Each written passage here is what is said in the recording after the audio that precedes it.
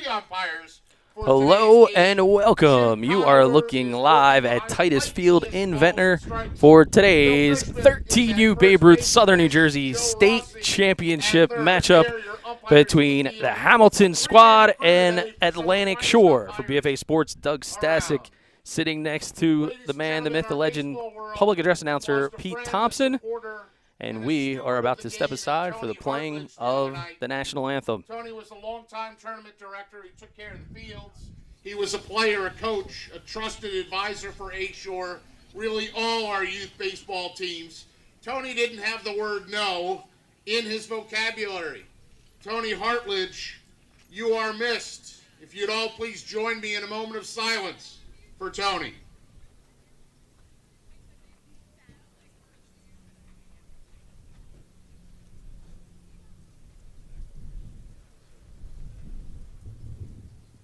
Thank you. And now, ladies and gentlemen, we ask everyone to please rise. Gentlemen, remove your hats for the playing of the national anthem.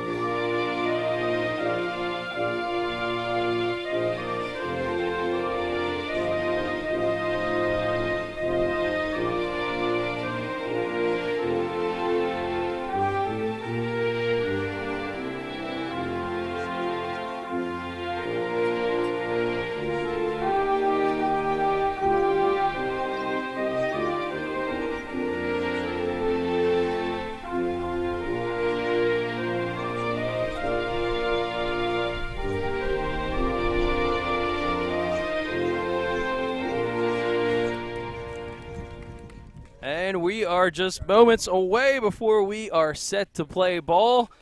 And that'll give us a chance to look at today's starting lineups first for the visiting Hamilton.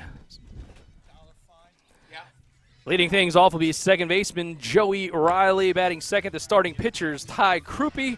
The shortstop, Daniel Tazi, bats third. Center fielder Justin Kramer is in the cleanup spot. Lucas Burgos is the catcher behind the dish. Batting sixth will be Caden Hurley. He's starting over at first. Kino Gutierrez is in right. Colin Bressler in left. And Brian Lee over in the hot corner at third rounds it out. And there is the starting pitcher for Atlantic Shore. Atlantic Shore starting pitcher is Ryan Bradley. And here's the game-changer defensive starting lineup. Left to right in the outfield, it'll be Braden Simon. Brendan Mooney is in center. Cam Street over in right. Jack Murray at third. Tyler Bucaferni is at short. His middle infield mate at second is Jack Fellows. Joe Heng is over in the corner at first. And Bradley's battery mate today is the catcher Jason Harrison. Atlantic Shore is managed by Mr. Mike Gill. So these teams meet here in the final. Hamilton advanced out of the consolation bracket. They're going to need to beat this Atlantic Shore squad twice, who come into this contest 3-0. So Atlantic Shore 3-0, while Hamilton comes in at 2-1. It is a gorgeous day at Titus Field here in Ventnor, and we are ready to play ball. Leading off the ball game for Hamilton, the second baseman, number 13, Joey Riley. Leading things off is the second baseman, Joey Riley.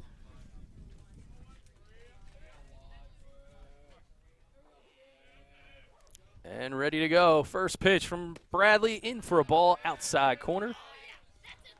And I'm also joined in the booth today by Pete Thompson, doing double duty as the public address announcer, PT. Well, why not there, Doug? I've been here for the last couple days watching these two teams play and go at it. Joey Riley, your prototypical leadoff hitter. He's slightly undersized, tough to pitch to. You know, his one job, get on base, right? That's his one job right there. He's going to try to tear up the base pass and works to a 2-1 count from Bradley. So Bradley able to take a bit of a deep breath and then paint the outside corner.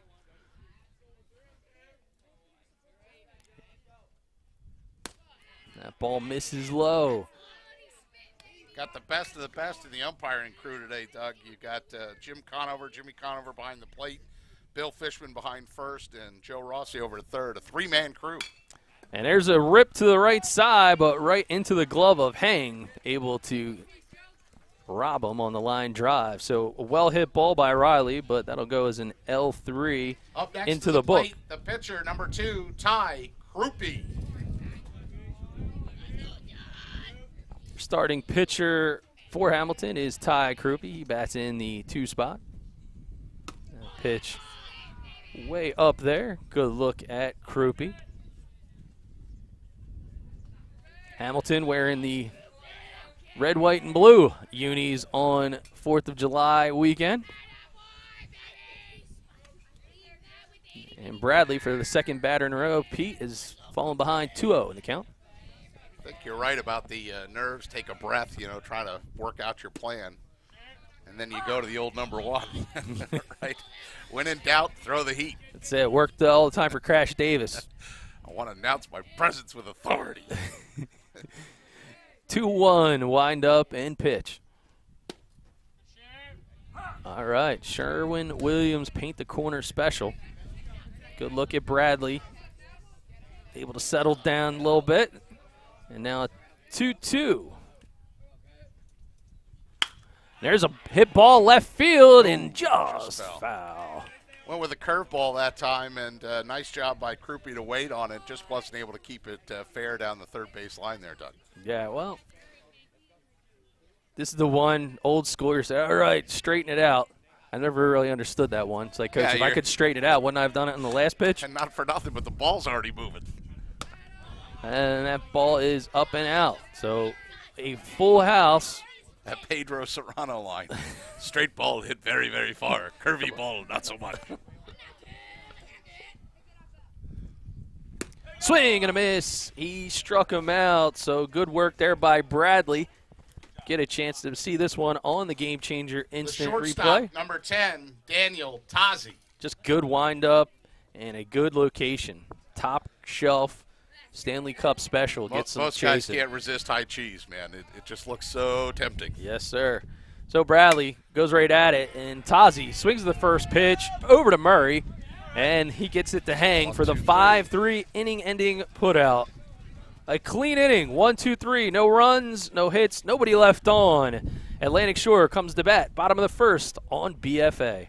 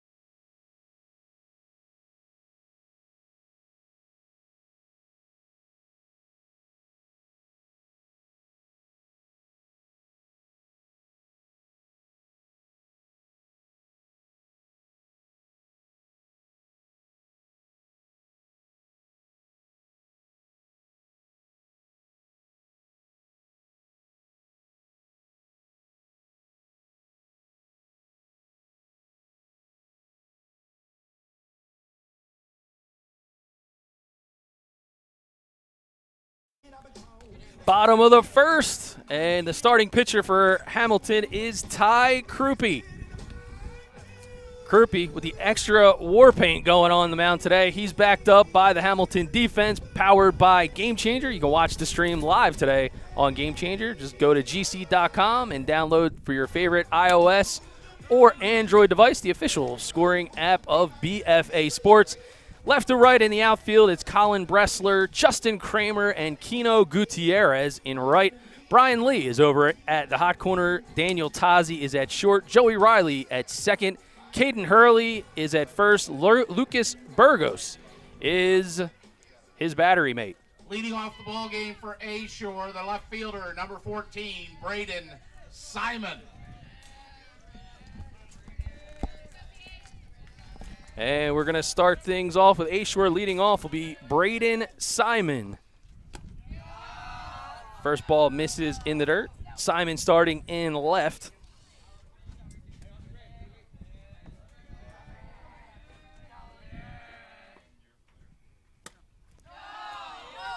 And 2-0. So Krupe PT with very similar to Ryan Bradley's MO. Take a breath, right? Got to. It's deja vu all over again. Got a heater here.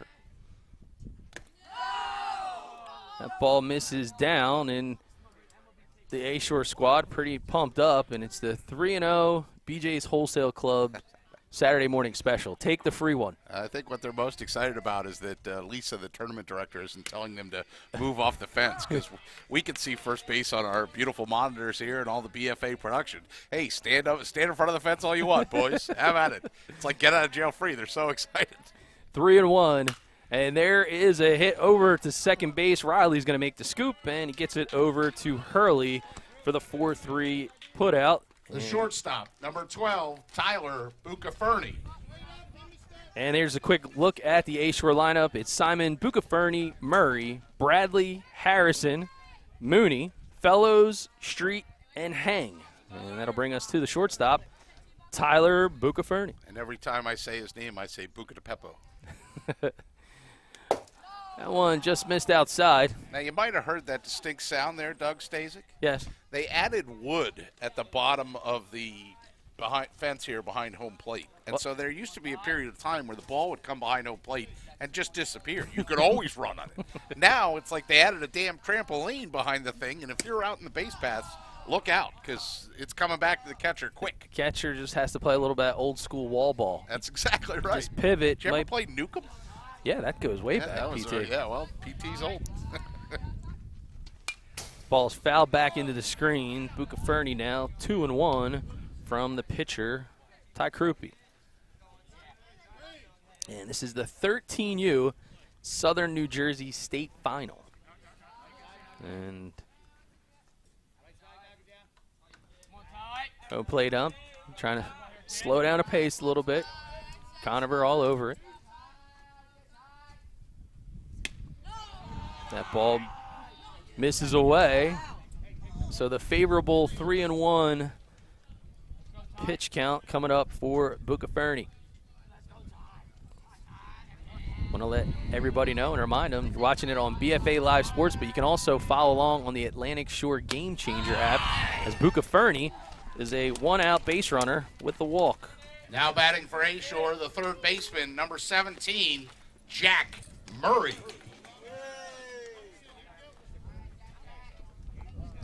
So the third baseman, Jack Murray, steps to the plate. You can't not do Jack like from The Incredibles. He has powers too.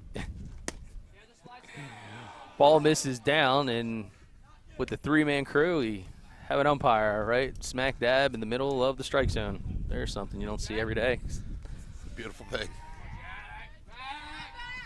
I don't think that company actually hadn't sponsored us for the pants. So that's like free advertising for those umpire pants. I imagine they probably came from the sports outlet. Our guy Frank up there. And there's that hard hit ball right back.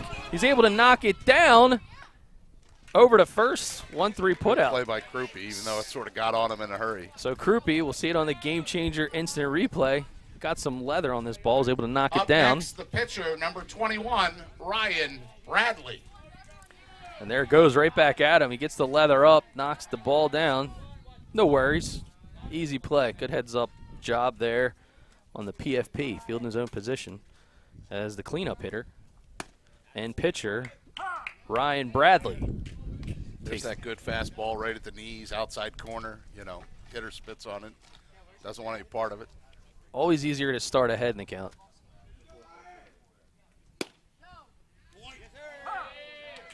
And a called strike, so he's got him down 0-2 in the hole early in this one.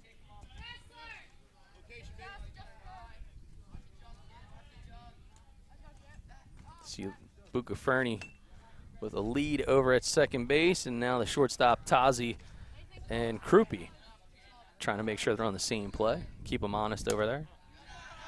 That ball misses away, and I don't know if it's the Ventnor wind or not, PT, but I always see a lot of hats blowing off on the pitcher's mound down here. That's true. Well, the winds are always an issue. You know, it could be a calm, cool day or a calm, warm day wherever you are, and then you come near to Titus Field, and the winds, they are a-blowing. Called strike 3. So he gives them the fudgy-wudgy on the Ventnor Beach, and I'll ring them up looking at it. Strike number 3, you'll see the pitch on the GameChanger instant replay. Krupe able to get that one going. We're scoreless. Headed to the top of the second from Ventnor. We live in a community that cares. We make sure everyone eats, everyone plays, everyone stays warm, and everyone is protected. We support our youth in organizations that teach the value of community and self-worth. We make strides against breast cancer every day. Together, in this community, we make a difference. RK Chevrolet, RK Kia, and RK Subaru, proudly serving our community since 1982. A beautiful look at the skyline of neighboring Atlantic City for this state final. What a phenomenal field here, Titus Field that is, in Ventnor Park. We're just outside of Ventnor Heights, underneath the big water tower at the boathouse. And coming up this inning, it's going to be Kramer, Burgos, Hurley due up for Hamilton. Got Caesar salad if you're thinking healthy, grilled chicken sandwiches.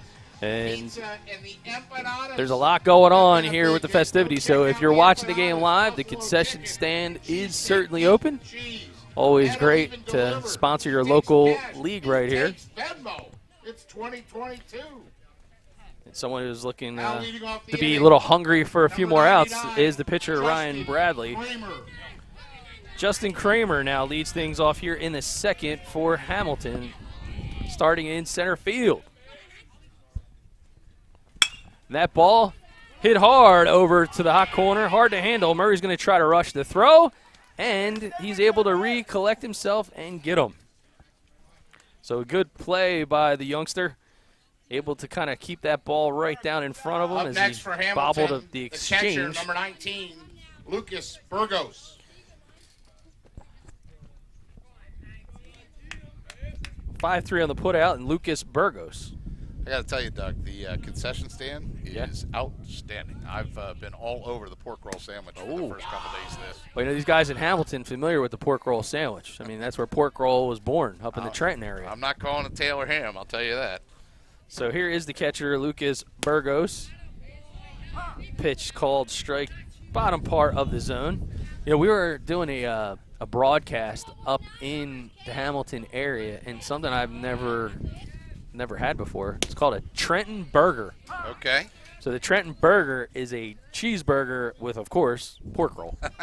Phenomenal, PT. Sounds outstanding. But here's the thing. They put the pork roll in the middle. Right. And then they put the beef around the pork. Would you like some meat on top of your meat? Foul ball out of play, right side. And, well, no free hot dog for that fan because it looks like Ladies and gentlemen, a reminder to please return the foul balls like I just saw you do to the field of play. Thank you. Please return those foul balls. Appreciate that. Yeah, Ed Murray, thankfully, he's a much better volunteer than he is a fan over there because he should have had that ball, PT. Is that it? He should have had that ball. E. Murray? E. Murray, yeah, and not the Eddie Murray of Baltimore fame. That delivery now 2-2. Eddie Murray killed the Phillies in '83. Although, can you name the World Series MVP in '83? Nobody gets this. Wow, 83. I can actually, because he would be my obvious guess. He plays the same position. Jim Palmer was pretty good in that series. He plays the same position as the guy up at bat. Palmer was my second. So the guy up at bat. So the catcher for the Baltimore Orioles in '83. Ooh, PT. I was 7 back then. That ball is tapped. Again, opportunity, Murray. Circus ball. Can't get it over there in time, so. Let me pay that off first. The answer is Rick Dempsey. Rick Dempsey was the catcher. Very nice. Future manager, too. So, PT, how does that go in the book there? That was a seeing eye single? Hit his glove. Wrong mic. Now batting number 8, Caden Hurley. So Burgos is aboard. You're killing me here, Styles. 2 microphones and I talking to the wrong one. All right, so now batting is the first baseman, Caden Hurley. PT, I mean, that's what the beauty of Babe Ruth, right? I mean, you got to have volunteers. So when you got to do double duty, you got people wearing multiple hats. I mean, things are going to happen. PT can't walk and chew bubble gum. And here you are asking me a scoring decision. In case everybody in the field didn't know, it hit his glove. All right, so Harrison goes back to the A-Shore dugout. Looks like he needed some new webbing in the catcher's mitt. And I guess I should be excited for the fact that Mike Gill's on top of the fact that they have a backup catcher's mitt. It doesn't happen all the time. And he's looking for another catcher's mitt. So anybody out in BFA land happens to be in the parking lot. If you have a catcher's mitt readily available, watch. Only you get hit with a foul ball, Mike Gill. Harrison tried to come up with that ball. It gets through the webbing. We just mentioned. And that's why he was looking for another catcher's mitt.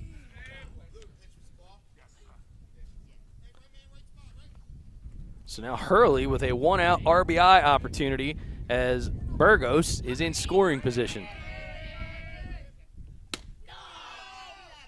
Ball is up and out of the zone. Got equipment challenges on the horizon. I have a catcher, but he's retired. We don't have any of his equipment with us. Did you ever have the Johnny Bench batter up? Was that the one that had the one that you poured the concrete in the tire, and then it like had a baseball on it, and you could hit the hell out of it? Yeah, and then it would come just, back? Yeah, it was like on a big rubber band. Yeah. It's funny. You never realized the useless trivia that Pete Thompson not only that, but just how we weren't very smart as kids back in our day, or our parents. Like, who would have thought, like, hey, here's a great idea. Let's put a heavy rubber ball on the end of a bungee cord, hit it as hard as you can, and then have it come right back at you. I thought the ball was the same texture of like the Naugahyde bones that you'd give your dog that they could never bite through. Yeah, you know?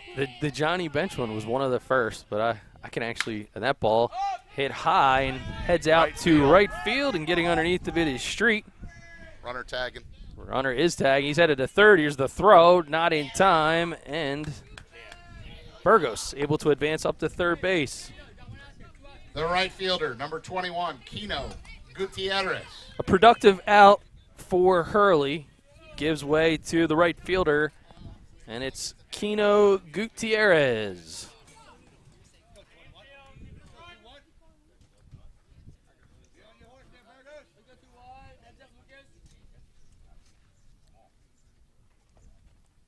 First pitch from Bradley is up. Mike Gill being the pitcher alumni of things. He's got to be calling the signals. Yeah, he's giving call pitches. Got to be talking to Bradley a little bit about tempo at the beginning of his counts, because he's been having a little bit of a challenge falling behind here, 2-0. And again, first year on the big field for most of these players. And so throwing from 60 feet is much different than throwing from 50 or 46. You add the state final to the piece, and it's not an easy spot to be.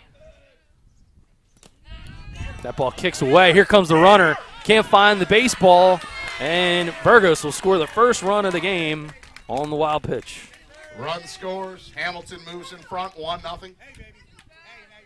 See there on the GameChanger instant replay, and it hit that wood you were mentioning before, PT, and it was like a pinball machine. It was definitely bouncing around. The problem is that poor Harrison couldn't find it anywhere back there. He was looking all around frantically, and by the time he located the baseball, the run was already across the plate. Ball's on the outside corner for Gutierrez. Still a 3-1 count now, so he takes the free one. And an opportunity to keep a rally going early. That's a called inside pitch for a strike.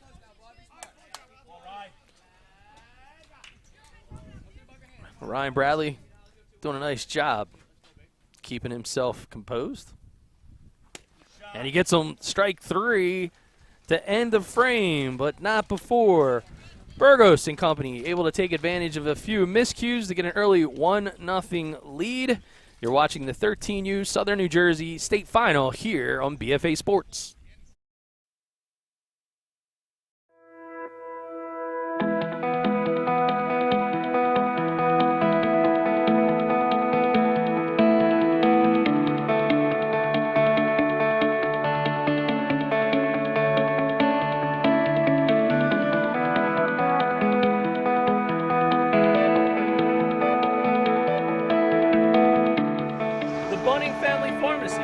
Bring the pharmacy home to you.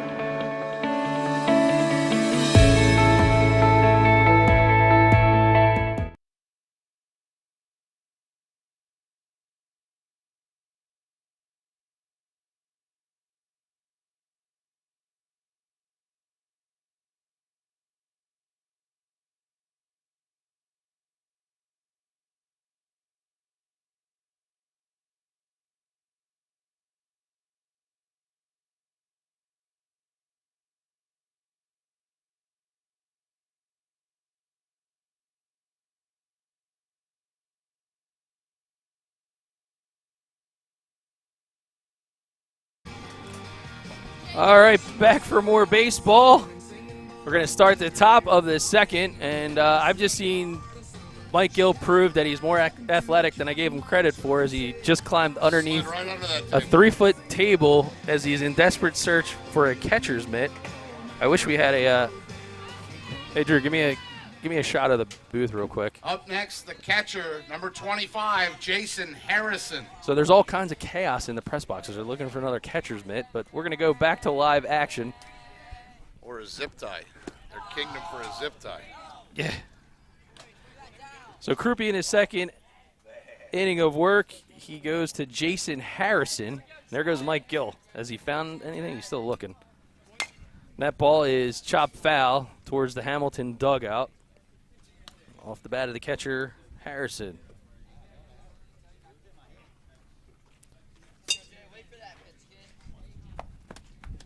Harrison with some impressive flow. And Frank. The lettuce, yeah, it's out. I mean, for a couple of foulically challenged guys like ourselves. I couldn't grow that in a decade. Just call me jealous.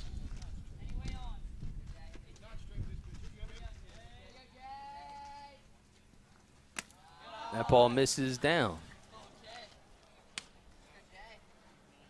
So Krupe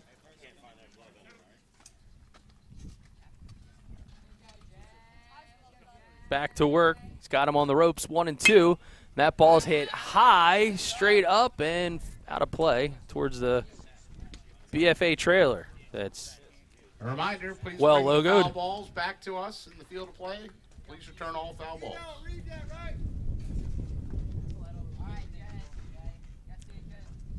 Harrison fights for another pitch, and here's the 1-2 delivery from Krupe.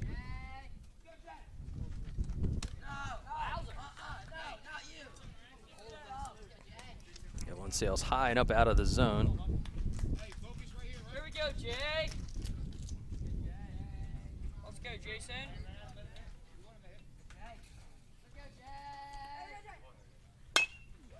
That ball peppered foul.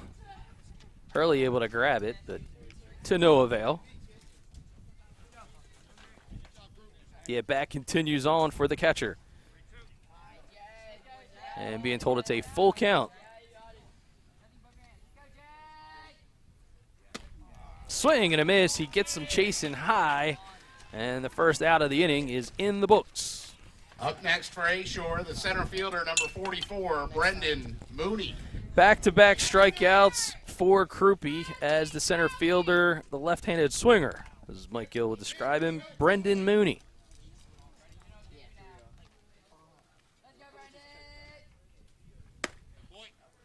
First pitch right down the heart of the plate for a called strike.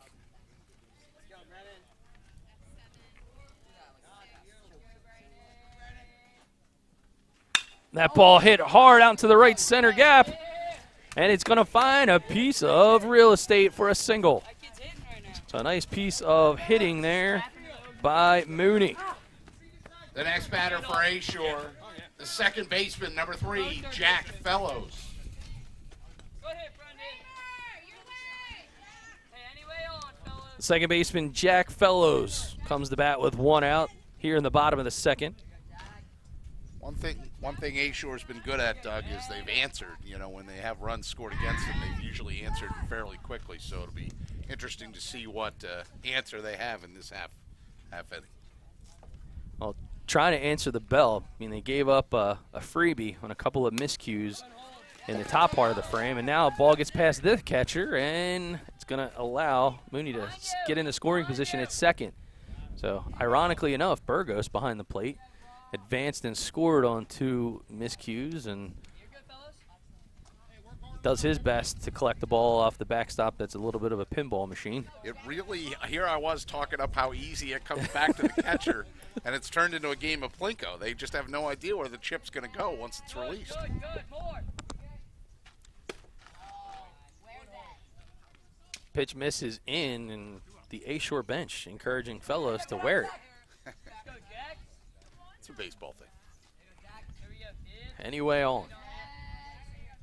Krupe, 2-0 delivery. Ball pops straight up, coming down, and Burgos watches it drop just next to the Jed Shed press box. Sounds like it might got our speaker out there. You know, PT might not be able to PA anymore. Oh, no. Well, that would be bad, because that's also a BFA piece of equipment, PT. Can you imagine if I was just here shouting? You can make it happen. Like a bad Mel Brooks movie? Ball falls inside for a 3-1 hitter's advantage.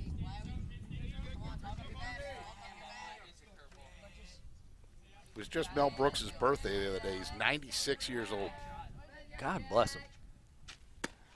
And it's a walk. So back-to-back batters end up at first for Atlantic Shore. Line drive. So bring up the right fielder, number 99, Cam Street. Cam Street, the right fielder. We saw his big arm in the last frame as he threw a ball from right field to third. He digs in for the first scoring opportunity for Atlantic Shore, and he'll take the pitch for a called strike. Krupe with that knee-high fastball just on the outside of the plate. Perfect pitch. That ball fouled straight up into the screen. Interesting, a very distinctive long high knee lift there for Krupe. And wonder if manager Mike Gill's thinking about a steal situation here. We have Tommy Green on the radio each Sunday, and he talks so much about how much of your pitching is derived from your legs. Good hold. Good hold. Ball misses upstairs. So you're referring to the locker room, you and your buddy Billy Schwein? That's right, the laughing guy. That's how I describe him. Oh, you mean the laughing guy? Yeah, Billy. Billy and I are on 10 to 12 tomorrow on 97.3 ESPN. And a good answer by Krupe as he gets Street to strike out, his second K of the second inning. The first baseman, number 10, Joe Heng. And with 2 outs, the first baseman, Joe Heng, You're up next, hey, Brendan. trying to bring some life to the A-Shore offense early. Takes a deep breath, and the home plate umpire, James Conover, Yeah, holding things up here. I think that's only when he was in trouble in parochial school. Nobody's ever Jim or Jimmy. Line drive scores, my hit.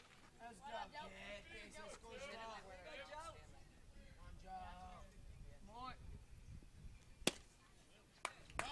You were never Douglas, right? Unless you were in Oh, trouble. Douglas, man. If you got Douglas, it was bad news. It was very bad news. I still can hear my mom say that now. I'm almost a 46-year-old man. You get over here. She calls me Douglas more than she calls me Doug. I don't know if that's a good or bad thing.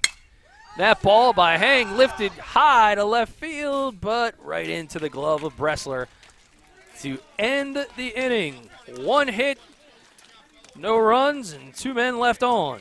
We head to the top of the third in Ventnor. It's the 13U Babe Ruth Southern New Jersey State Final.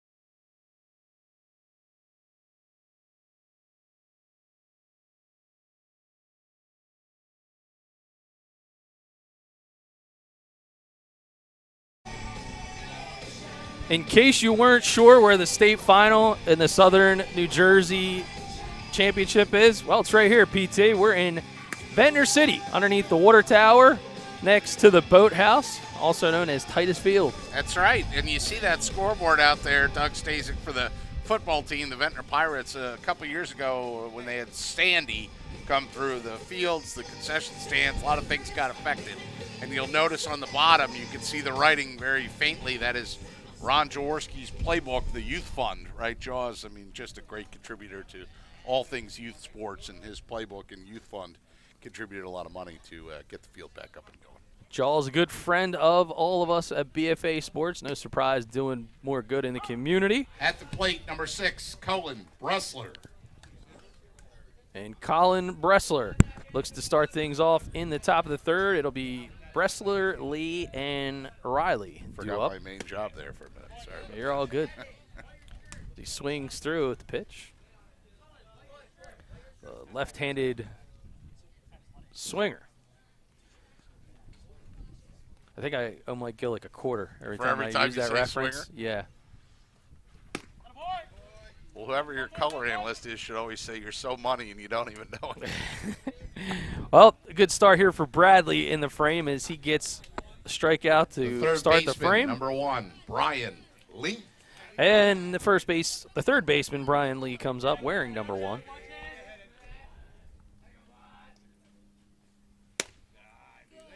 Ball misses top corner. I got to tell you, man, I'm a fan of the Hamilton unis. Patriotic, red, white, and blue going. Got the old school flag at the bottom of the hard hit ball right into the glove of Murray over at third. We move back to the top of the lineup. Number 13, second baseman, Joey Riley. 2 outs, and that gets us back to the top of the order. It's the second baseman, Joey Riley.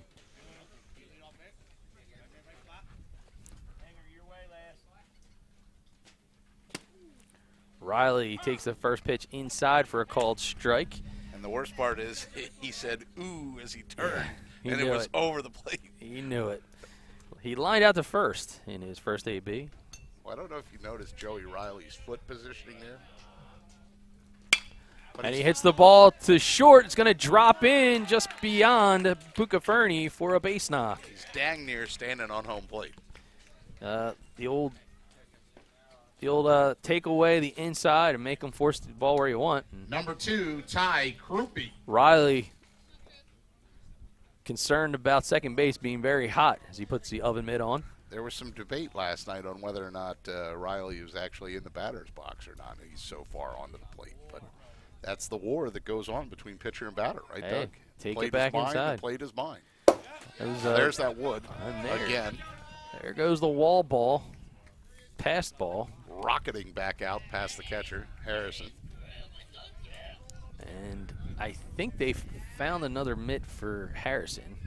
Maybe our guys can give us a close-up of the mitt. Oh, yeah, that's the See if we can get that in a second here.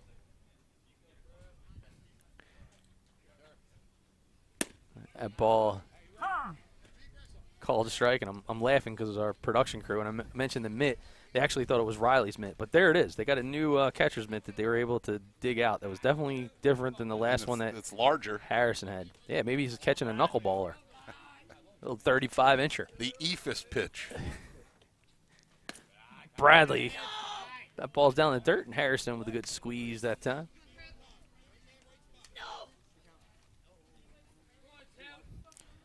Two and one.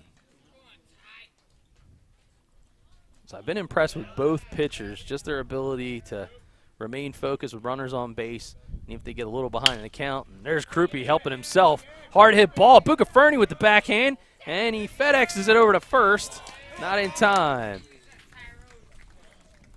It'll be an infield single for The shortstop, Krupe. number 10, Daniel Tazi. So look at the work right here by Bucaferni.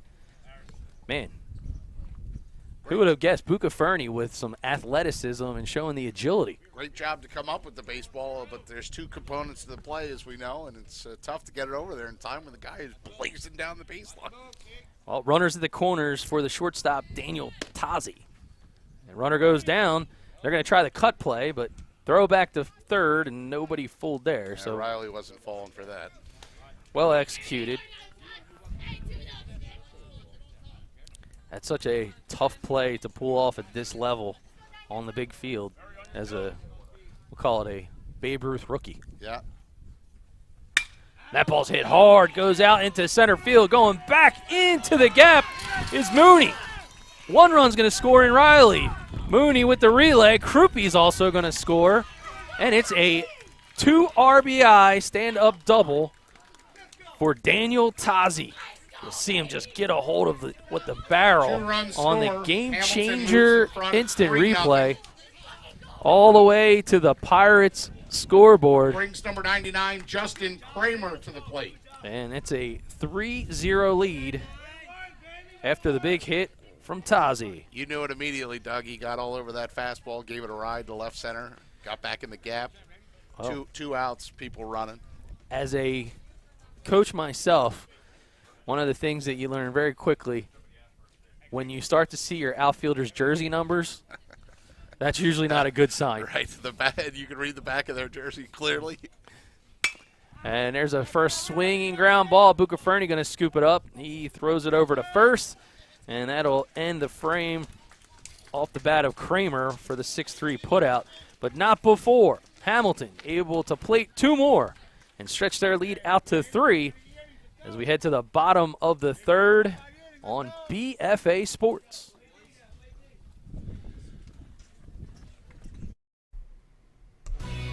Star Septic Service is a family-owned and operated division of Star General Contracting founded in 1984. Located in Franklinville, we service and deliver to all of South Jersey. We offer septic inspections, pumping, repairs, grease traps, and portable toilet rentals for your home, business, construction site, or outdoor events. Our friendly staff is just a quick phone call away. To schedule your rental, service, or maintenance options, make the quick call, 856-694-1101. We look forward to servicing you.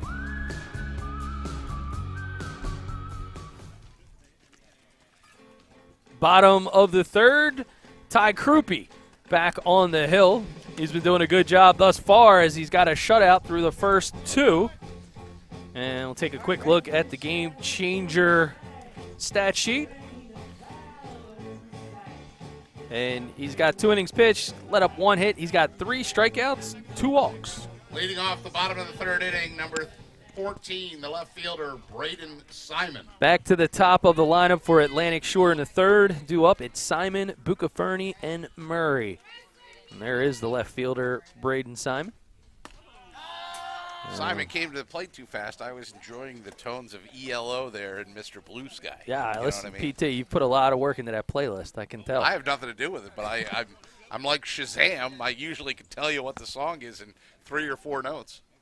You know who's really good at that? Mike Gill. I think because his radio DJ days. Former disc jockey, Yeah. Mike Gill, Yeah. 102.7. Yeah, he wants to go on that show, Shazam, and win all the money. Yeah, well, hopefully he shares some of it with us, PT. Never. You'll get nothing like it, Spalding. We'll probably get a good IPA out of him. Right? Maybe yeah, like a one. You know? take it to Slack Tide Brewing I offered him a beverage last night. He turned it down. because it wasn't an IPA. It was like an ultra, right? He was No, like, not happening. Oh, he couldn't Not- do it. Not for his You know, palate, it pal. was like I was offering him swill. No, I mean we gotta show a shot of the manager Mike Gill. And, His love for IPA. yeah, this is what you call.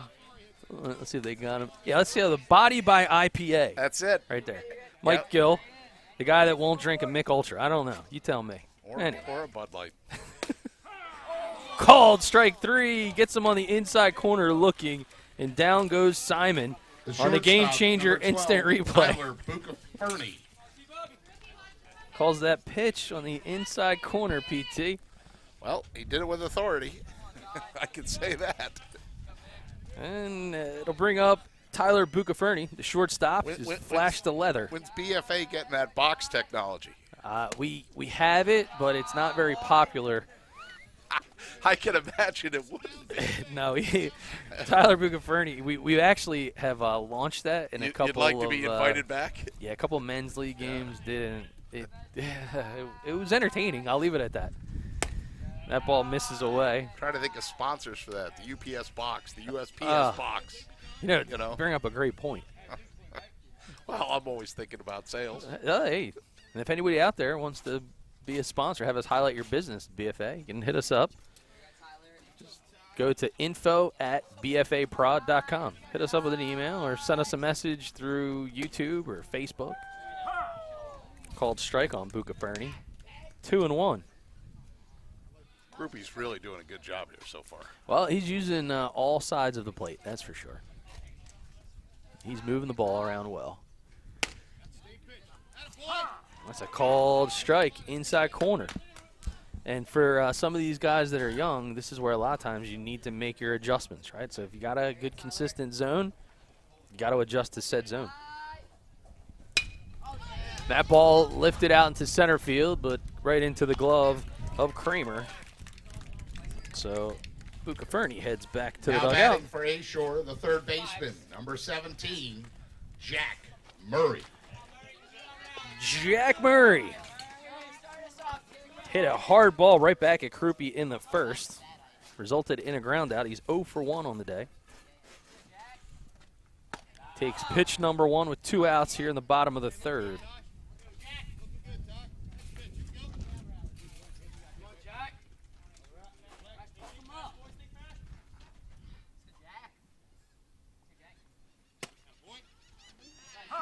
There's a called strike. Let's go, Jack. Come on, Jack. Let's go, kid. Come on, Jack. Right here, kid.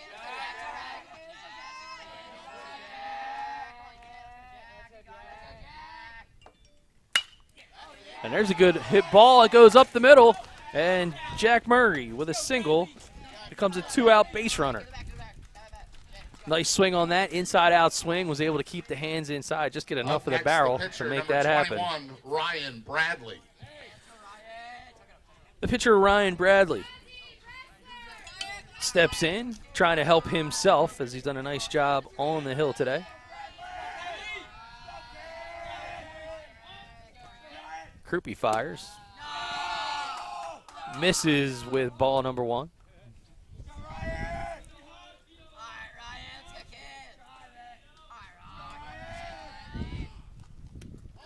And Bradley gets the Cracker Jack tattoo. Well, they were asking earlier. They were asking earlier for him to wear it, and he did. Got to figure out which mic I'm on here. It's really a simple concept. Silver mic, everybody hears. This mic, everybody in the internet hears. Well, it's entertaining, BT. Now batting for A-Shore, number 25, Jason Harrison. And Jason Harrison struck out in his appearance back in inning number 2. Entertaining how the lab rat could be that dense so many times in a row.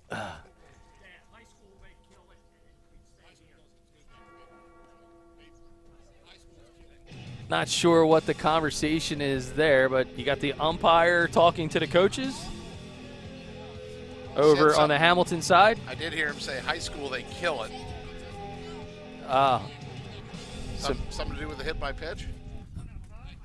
Yeah, because he ended up over at second. No, we got runners at first and second. Nobody advanced. Usually in high, I don't know if he's referring to the balk. Harrison gives the ball a ride. It looks like it could be a 9-iron, but no. Great hustle from Kramer. He's able to rob him of a would-be base hit to end the frame. You'll see it here, the hustle on the GameChanger instant replay. 3 full innings of play in the books. Hamilton on top, 3-0.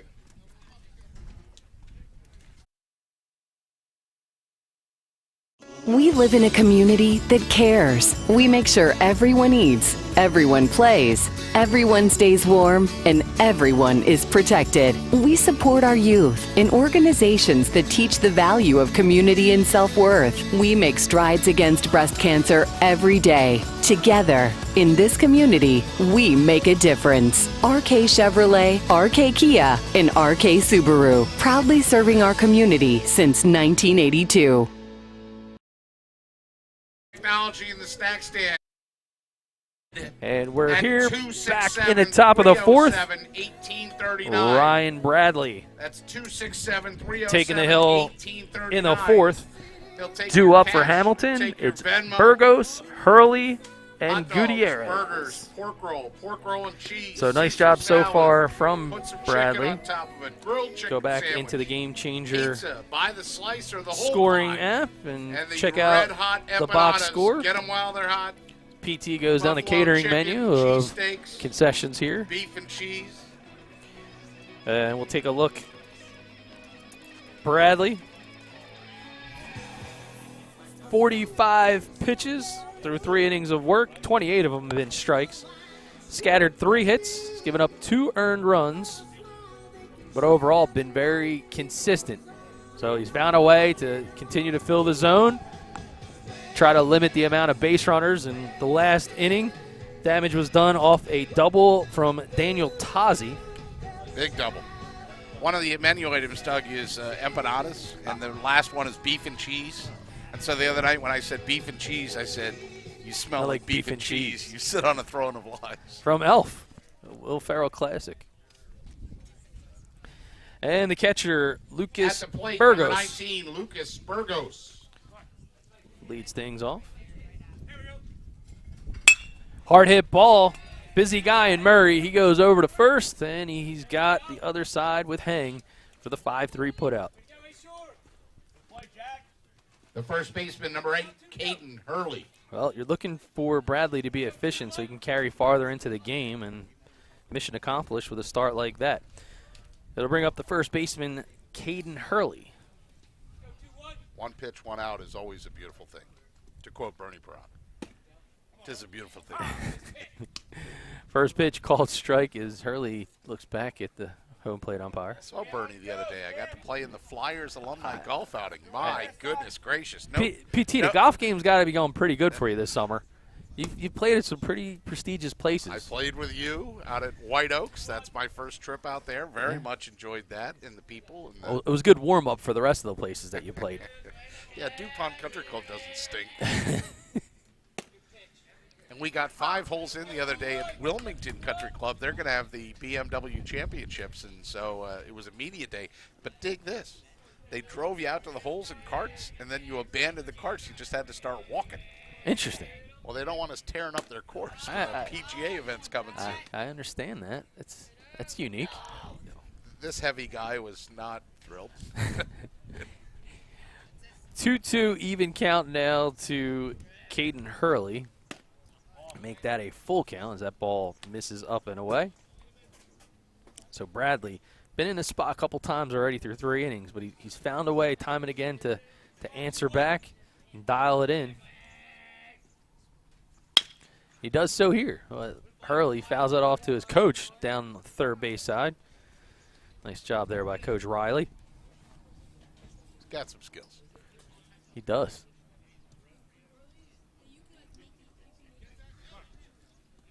He wants to make sure that we got it on video. I think I just heard him yell at the camera guy. That's right. Called third strike. He gets the attic put out.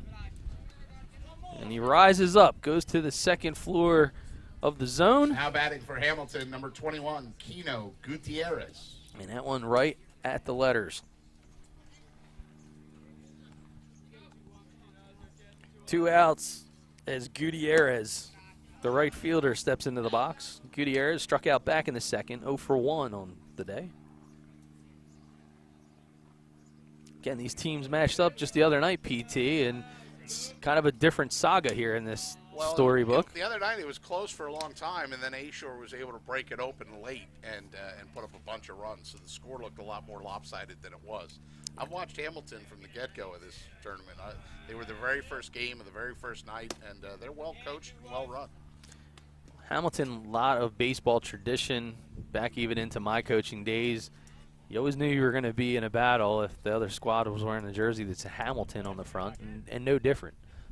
Talking to the manager of Ashore, Mike Gill, he had said it was a very tight ball game until they were able to kind of put up a 7-run inning, and that was the big difference maker. As the final was 11-2, but Hamilton, as Gutierrez fouls that ball off, they're able to work their way right back through, the consolation bracket of the like to get here to the final. Well, on all three teams, it's Ashore is through as the host no matter what. Hamilton is through as the runner-up no matter what. And then GVAA, I believe, is the third team. So the way the Babe Ruth rules work, all three teams will be a part of the regionals in about a week and a half. So needless to say, there's a good chance that these teams are going to see each other after today. Oh, yes. I would almost bet all the money I don't have in my wallet. So battling back, another full count for Bradley as he throws in ball number 4 to Gutierrez, and he's got a 2-out base runner to worry about. Now batting for Hamilton, the left fielder, number 6, Cullen Bressler. Colin Bressler steps to the plate, 0 for 1 today. Struck out back in the third. So I know for a fact, Doug, that the Ashore Devils were waiting for their hats. They were wearing the old hats, and the hats came in last night. So now they are all sporting the brand new hats, and they might want to go back to the old ones. Oh, I was just going to say, man, baseball karma. Ooh, Yeah. that's tough. To switch the hat. Yeah, that's all gold, though. For years, it was a league rule that you had to wear pants, Mike Gill in shorts, and saying he feels weird because he's wearing shorts like it's not an official game or something. Maybe they got to put the pants back on. That ball misses down the zone. Harrison to throw to second. Gets it to Buca Fernie, but not in time. It's kind of a late start by Gutierrez. Took Harrison a moment to realize, oh, bleep, he's going. Yeah. I assume that's what the sentence was that he said. Yes. He said, oh, fudge. Yeah. Our production manager, Ryan, trying to get me to put the microphone in front of my mouth. The way things are going, I'll probably put the PA in and start yelling at Ryan. Mr. Schumacher always on top of his game, and he's always has to dance around because I'm nonstop always barking orders at him. It's like I don't ever get a chance to thank him enough. And again, that's a beautiful thing. Oh, yeah. Come on, Shu, we got to do this. Come on, Shu, we got to do that. You yelling at him. Oh, yeah. That's outstanding. Yeah, I saw Mike Gill actually warming up to argue with umpires this morning when we first got here. All right, that ball is grounded over to Buca Fernie. He's going to just eat it up, realizing that it might not be a wise play, and I think that's outstanding. Very smart. So realizing that he had a runner cross in front of him. Third baseman, number 1, Brian Lee. Decides not to throw the ball to first. Didn't want to risk potentially It's a rushing tough it and play, throwing it away. That convergence of runner, baseball, trying to make a play all at the same time. Probably the safer, smarter play, although, of course, they take the out. Brian Lee, the third baseman, lined out to third, back in the third. Runner goes, going to throw it straight back to the pitcher, but nobody fooled theirs. Interesting PT on that play with runners at the corners. I found out that if the catcher makes a throw in the direction of a bag and the runner gets there, like even that one was cut off, it goes in the book as a stolen base. Oh, is that right? It's true. And here comes a runner, and the balls are getting thrown around a little bit, so they're going to try to settle things down. So wild pitch provides another run. You'll see it on the GameChanger replay. It just gets past Harrison, and remember, he's on the backup catcher's Run mitt. scores for Hamilton. And Gutierrez, he's going to score, and that's going to move another runner and Bressler up to third for Lee with a 2-0 count. Make that 2-1. We talked about the karma of the hats, but I'm going to dial it in a little bit more. A catcher having to use somebody else's mitt, that is very uncomfortable. you know, my youngest son who caught for me for a long time, it was like taking away a child's blanket. Your blankie or your binky or Oh, something. man. Your whoopee. Daddy, Yeah. you want my whoopee? Oh, man.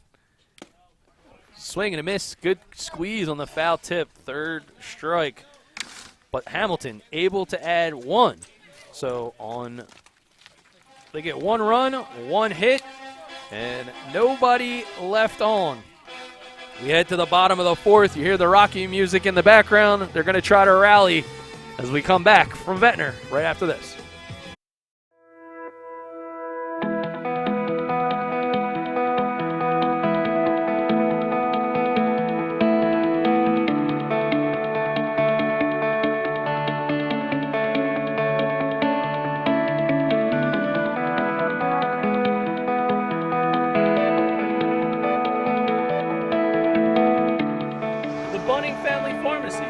Bring the pharmacy home to you.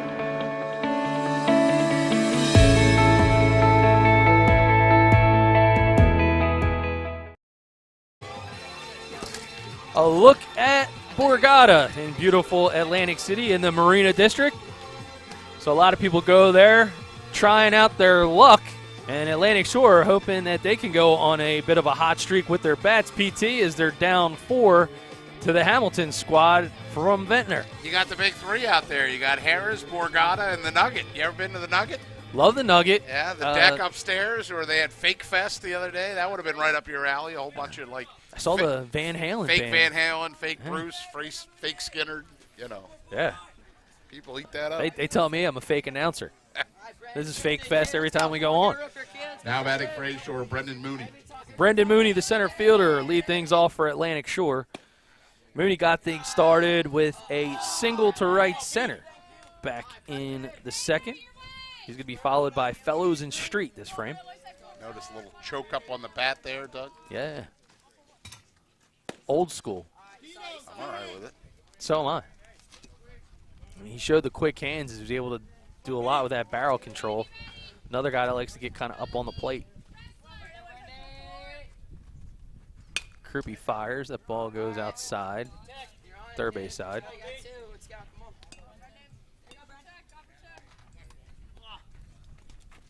Ball came in quick.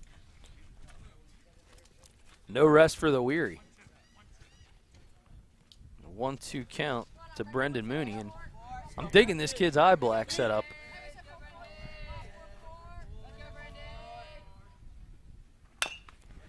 That's a grounder to Krupe. He's going to shuffle it right back over to Hurley, and that's a 1-3 putout. The second baseman, number 3, Jack Fellows. So Krupe all smiles, rightfully so. He's done a real good job. He's given up just 2 hits through 3 1/3. And he's got 4 strikeouts in the books. He's going to face Jack Fellows, who reached on a walk back in the 2nd. And Fellows pops it up, foul, down the right field side, and out of play.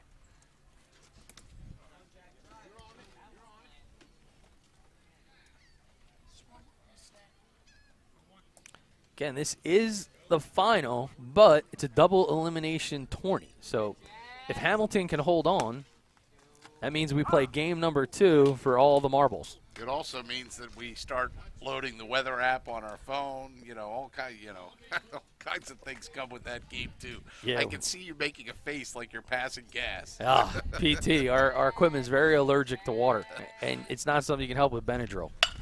All right, so Fellows grounds the ball. It's going to go over to short. Tazi makes the throw, and it's wide right. Yeah, went away from him there. So he receives some extra words of Next coaching for A from the Shore, dugout. Number 99, Cam Street. That ball just jumped off the hard dirt right in front of home plate, and looked like Tazi didn't have his feet underneath of him when he forced that throw. But Fellows is aboard with 1 out, and Cam Street 0 for 1 with a strikeout back in the 2nd, hoping to ignite the Atlantic Shore offense. And Krupe, aware that Fellows might have little wheels on him, and sends him back to first.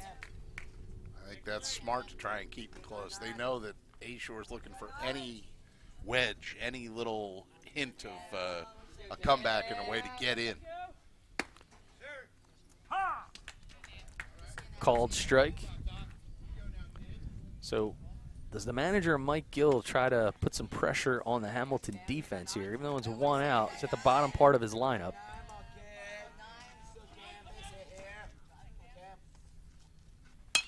Street gets jammed, but he's able to flare the ball foul right side. Well, a lot of that has to do with the catcher, too. You know, in some of the games in this tournament so far, Doug, the catcher has not been as skilled as both catchers that we have today. Harrison and Burgos are both pretty solid back there. Burgos has a good arm. They know that as well. That ball's upstairs. Yeah, and I think you're on to something there.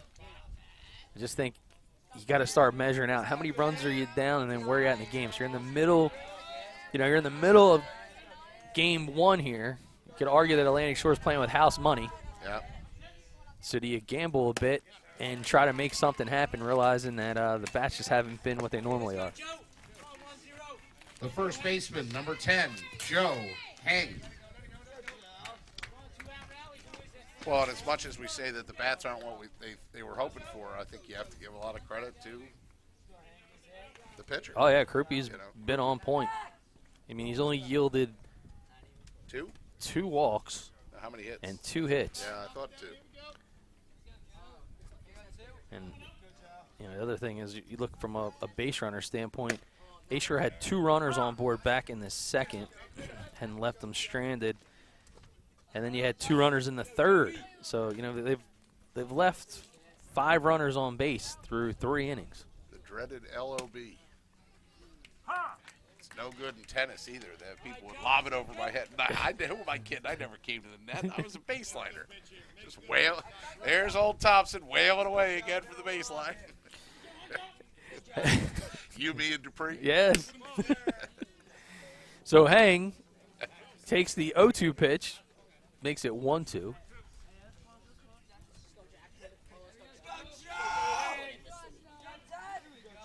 And Krupe with the windup. 2-2. So Heng flew out to left field to end inning number 2. And it's like deja vu as he's up here again with 2 outs on a 2-2 count. Krupe trying to keep him honest, and the ball just floated by Hurley. Didn't realize it at first. Sometimes you just got to be concerned if you're that nonchalant. If you're the runner, you're thinking, this guy trying to trick me? Like, right. What? Did that just happen? Hidden ball trick? What are we doing? Hammers the ball to first base. Foul. Late swing almost paid off.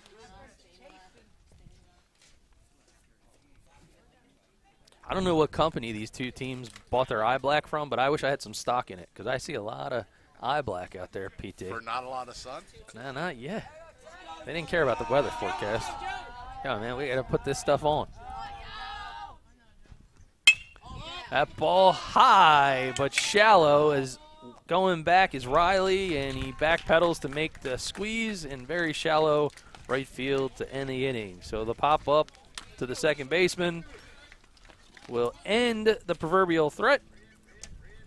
And Hamilton coming to bat in the top of the 5th in the 13U Southern New Jersey Babe Ruth State Final here on BFA.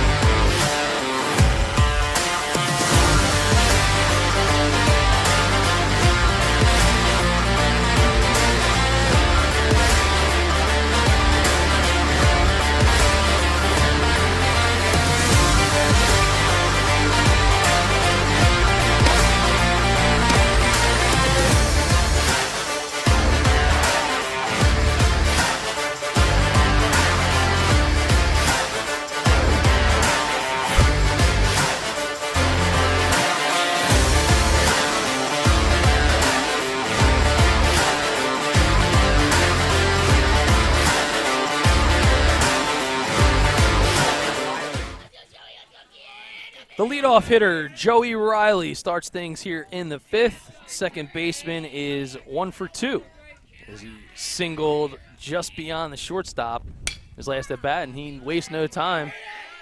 Hits it to Fellows, and he's over to hang. 4-3. Last night, Joey Riley, I was doing the PA, and I gave a little extra mustard on the Joey, right? He turns around, Doug, I swear to God, he turns around the plate, gives you a little wink, like a little wink and a point. There you go, man. Nice job, Mr. PA, fella. I liked it. Gotta love it. Ty Krupe, Now batting starting number 2, pitcher. Ty Krupe. He singled and scored a run back in the 3rd. 1 for 2 this afternoon. And he hits that one hard through the left side. He's got his second base knock of the game. It's a clear single right there by Krupe. That's the loudest ball we've probably heard hit thus far, other than the double from Tazi, who's about to step in and take his hacks. The shortstop, number 10, Daniel Tazi.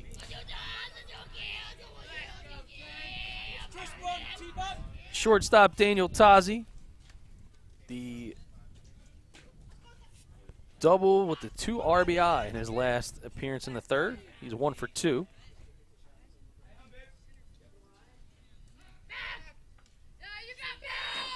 PT, dare we call that a double RBI double? Too many doubles? I don't think I've ever heard it called that way, but I'm like, it's kind of like you trip over it. 2 RBI double? A double RBI double. Yeah. 2 RBI double, I think, would be easier. All right. Throw down from Harrison. It's on the money, but a little late. Nobody told me there'd be Shakespeare. Double, double, toil and trouble. Witches brew and cauldrons bubble. Yeah, that's Macbeth.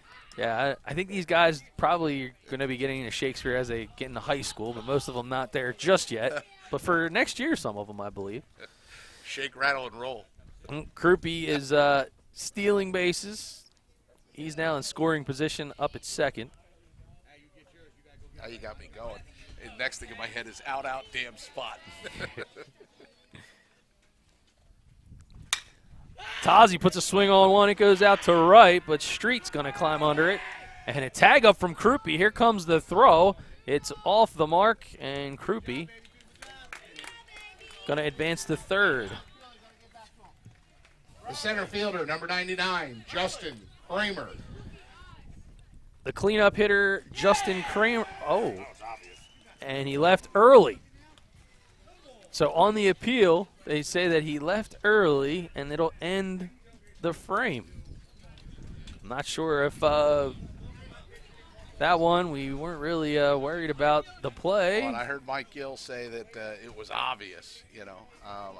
Doesn't look like Hamilton's putting up a huge protest to it either. Yeah, come on, isn't much of a protest. But, you know, PT, we were kind of surprised that when you look at the official lineup, there's a position on the coaching staff that's called protester.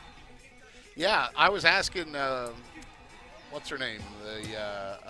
Gosh, I'm blanking on her name from Hamilton, because that's the first time I've seen that. Melissa Wade, who's the one bench coach for Hamilton. I said, what's this? Protester. They have to file who the, like, basically it's almost like the captain who can go talk to, you know, and the that's umpires. a rules protester. That's not something like that where it's subjective to determine, hey, did he leave early or did he not? Right, they're not addressing the Supreme Court. Or Coach anything like Tazi that. did have a word with the home plate umpire. I think his request was, hey, whose call was that? And did the right guy make the call? I think it was the third base umpire. There's 3 umpires. There is 3, so they're pretty well covered. But Krupe's going to come right back out here to start things up. Pitch count for A Shore's Ryan Bradley, 74. Pitch count, Ryan Bradley, 7-4. And you hear Pete Thompson doing double duty. Ryan Bradley's got 74 pitches officially. And we're going to start the 5th at the top of the batting order for Atlantic Shore. Due up, it's Simon, Bucaferni, and Murray. And Simon hits one to 3rd. He's going to leg it out. Hot to handle for Lee. And he just gets there. And the ball goes out of play. So he'll be awarded second base. You'll see it here on the GameChanger Hot instant shot from replay. Brayton Simon brings up number 12, Tyler Bucaferni, to the plate. Simon gets the ball, and it gets caught up in the stomach of Lee. That throw was a little short, and it just gets past the first baseman, Hurley, so he'll be awarded second base. That ball gets behind the catcher. Burgos picks up the pinball, but able to slide into third is Simon. So some heads-up base running by the left fielder. Has Atlantic Shore in a good position to potentially start a rally with no outs and a runner at third. Nice job by Burgos here. Go out and talk to Krupe a little bit, try to settle him down. You know, not a lot of this is pretty much none of this is Krupe's doing, right? He's still in the slot and in the zone, and Burgos trying to get him back to calm down. You know, we got this. As expected, both of these young teams taking advantage of some miscues to put up some runs and to matriculate some guys around the base paths. Hank Stram. And a little small ball, push bunt to the first base side. It's in no man's land. He's going to leg it out, and he's called out, but it's going to score a run. So it's a sacrifice bunt, RBI. Run does score. See if we can slow it down on the tail end as Krupe fields it. On the board, now down 4-1. And Buca Fernie, ooh, they just get him. Just get him. Good call on the field. Brian Fishman there, Bill Fishman, excuse me, at first base. Jack Murray singled back in the third. The third baseman, Jack Murray. And he flares one foul right side and towards the bay, but it's into the Ventnor Pirate football field, so they'll be able to retrieve that one.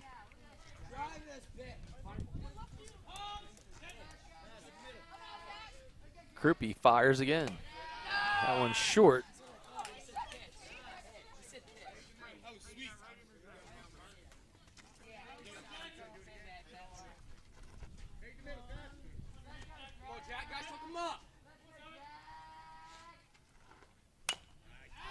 The ball is fouled inside on the first base, or towards the third base side, I should say. Threw me for a loop. I caught myself looking at the monitor, PT. That's right. I was looking at it backwards. It was like a spinning top up the third base line.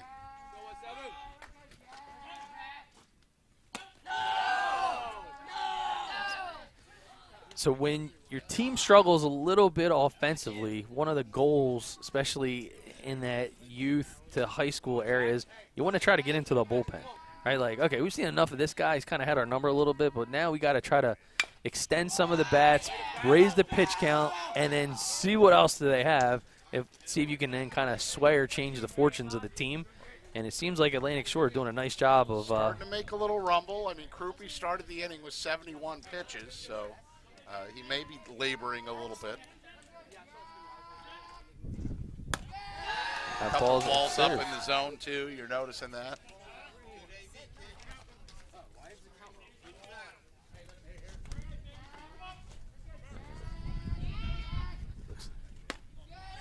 And that's ball 4. Pro tip for you, Doug. The one out or the one strike light is out. So even when there's 2 strikes, it will only show 1. All right. Well, the good news is for us, we have our own scoreboard on the BFA live stream, PT. So I just follow right along with ours. This will be number 21, Ryan Bradley. Ryan Bradley, the starting pitcher. He is in the cleanup spot, and they're going to check Murray back to first. Bradley was hit by a pitch back in the third, and he struck out in the first. I heard someone on the A-Shore bench ask, why is the scoreboard wrong? Well, Yeah. Well, that's because there's a light bulb out. I'm sure they'll get right on that. Let's call General Electric. Bradley fouls that one off.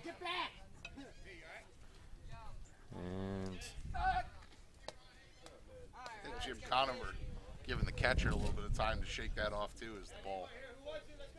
Foul tips are never easy. never. I believe 83 pitches is where we're at officially right now. 49 of them for strikes. For Krupe? For Krupe, yeah.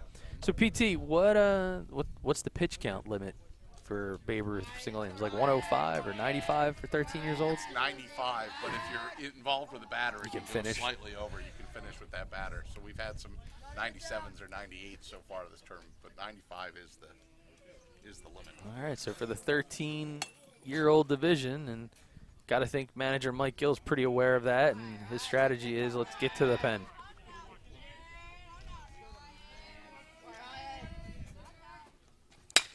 Ball hit right back at Krupe. He's going to knock it down. He's got a chance to go to first, and he makes the out. Excellent play by Krupe there.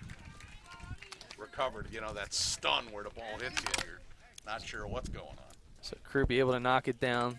Takes a look at the runner, but still knows that he wants to go to first base, and you see it on the Game Changer instant replay. This will be the catcher, number 25, Jason Harrison. Jay Harrison. It's Jay. So Jay Harrison, the catcher, 0 for 2 thus far. He flew out to center field in his last at-bat. With 2 outs, he's got a runner in scoring position down at second base in Jack Murray. First pitch.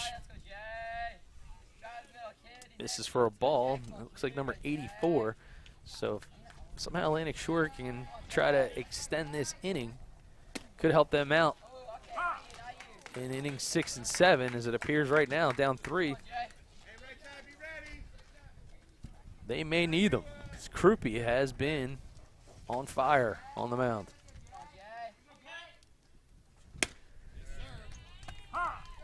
And he gets the outside part of the plate, 1 and 2.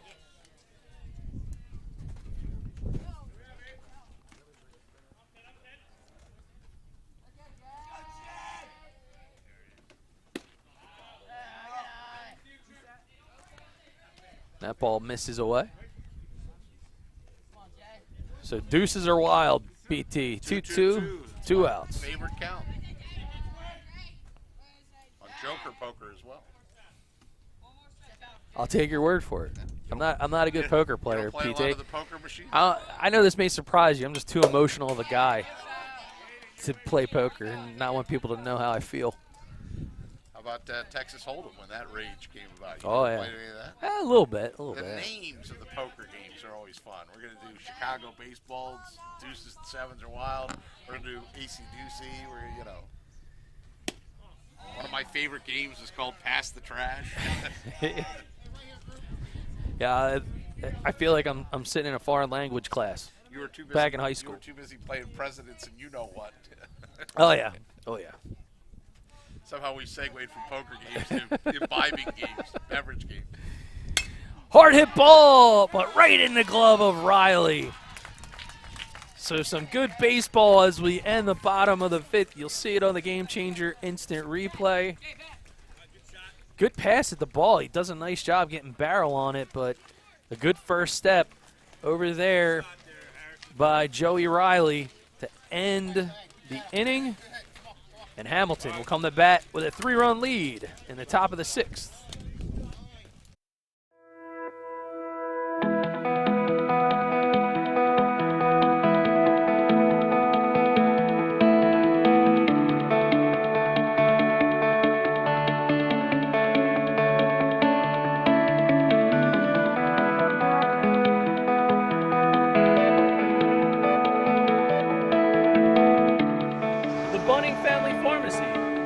Pharmacy home to you.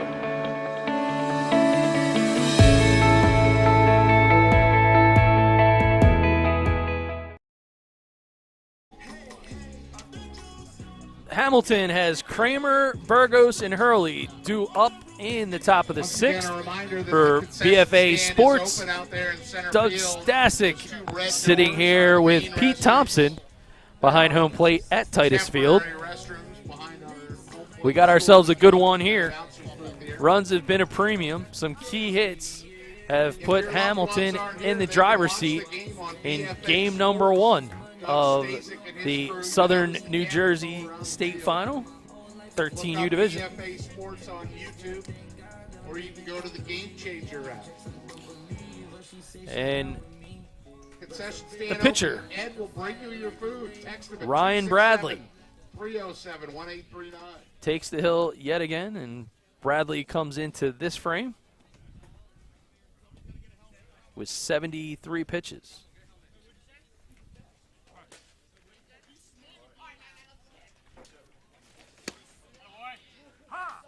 That ball called strike, top plate part of the for zone. Hamilton, number 99, Justin Kramer. As Justin Kramer, the center fielder, takes the first pitch for a called strike.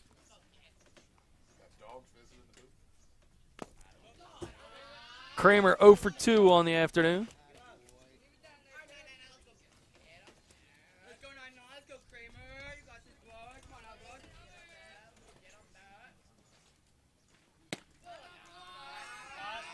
Up is a ball inside.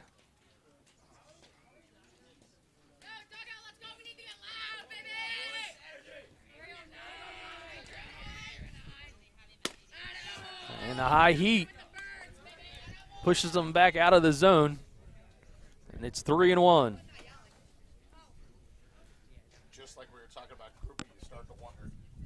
Just like we were talking about Krupe, you start to wonder if Ryan Bradley is beginning to tire a little bit too. Started this inning with 74 pitches. Yeah, at 13 years old, the one thing that you see is the wall happens real quick. Like, it's usually not a fade. It almost feels like a switch. And it's because it's stamina, it's physicality. You know, like, these are all young guys that haven't really kind of call it blossom just yet. Ball gets elevated up in the zone, and that's where trouble starts, is there's a walk. So Kramer, leadoff base runner. Up next, the catcher, Lucas Burgos. And now the catcher, Lucas Burgos, steps into the box. He's put a couple nice passes on the ball. He reached on an error in the second, scored a run on a wild pitch, and he grounded out the third back in the fourth. What a beautiful scene, too, for a baseball field. I mean, that view is tremendous. I do want to give a shout out to Tommy from the Ventnor City Public Works Department, and you'll see this if we go to a second game. Tommy is very methodical on dragging the dirt, lining the infield. I mean, you know, this is one of the better fields. Well, tip of the cap to the city of Ventnor. Public Works and Recreation Department for sure. You know, and outside of this particular event in the South Jersey baseball circuit, it's very well known and well versed that Ventnor has one of the nicest infields in the league, and they're awarding him second base, saying that it was a balk. He said that he's bouncing with his hands and he didn't stop. It's interesting. As Bradley looks to the sky and rolls his eyes. Yeah. So 0-1, the last pitch then doesn't count. So officially, that rolls back on the official pitch counter, nice too. Nice job. I just saw Conover put that count up. And now it's 0-2. Swing and miss. It was only a matter of time. The fates. Yeah, balks in 13U baseball, that's about as dependable as now wait, time. Let's show the replay on this. So they're saying he leaned in the box. Said he leaned into it. Watch it on the GameChanger instant replay. We'll have a chance to slow that down. You do see you'll see him actually rotate that left shoulder. You see how he dipped into it? So it gets him on the inside shoulder, and he's got to make an effort to get out of the way, not necessarily in. You can go out, you can't go in. Right. A lot of people don't realize that. So we've had two calls by home plate umpire Jim Conover in a short time. The ball call and then the no base on balls because it was ruled that the batter leaned into the pitch. So 1-2 now to Burgos. Burgos fouls it off. How about Burgos' helmet? Very patriotic. Yes, sir. And he's got the Kurt Rambis specs. Yeah, that's a good look, man. I mean, this kid here, he's ready for some fireworks. I mean, like Wild Thing in Major League, he couldn't see anything till he got the glasses. I wonder if they have the crossbone and skull thing going. Well, thankfully, I don't think he's coming from the penal league. Yeah. His last league was the penal league.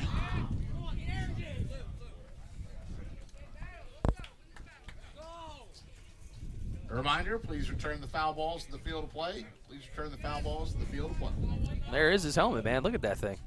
Red, white, and blue. Happy 4th of July. Absolutely. To you too, Doug. Happy 4th of July weekend. That ball goes on the outside. And a very special thank you and tip of the cap to those who have served in the military and those that are on active duty status. Old Glory, a few days out of the year, have more meaning. And there's a good shot. Good piece of hitting there by Burgos. He just put the bat out there, PT, and had that thing drop in.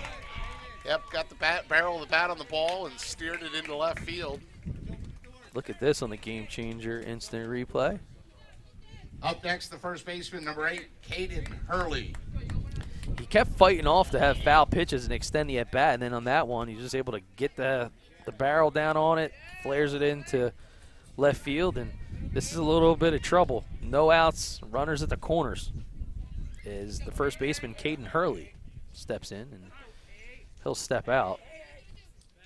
Well, the very first thing, of course, now they're looking at Burgos. Even though he's the catcher, he's got enough wheels that if they ignore him, that he could get to second and get in scoring position himself. And there he goes. And they're going to fake throw to third, and 2 runners now on board. And, you know, PT, this is where you debate. See that coming. Yeah, you can see it coming, but I'm wondering if you put him on. Walk early to get to Gutierrez, load the bases.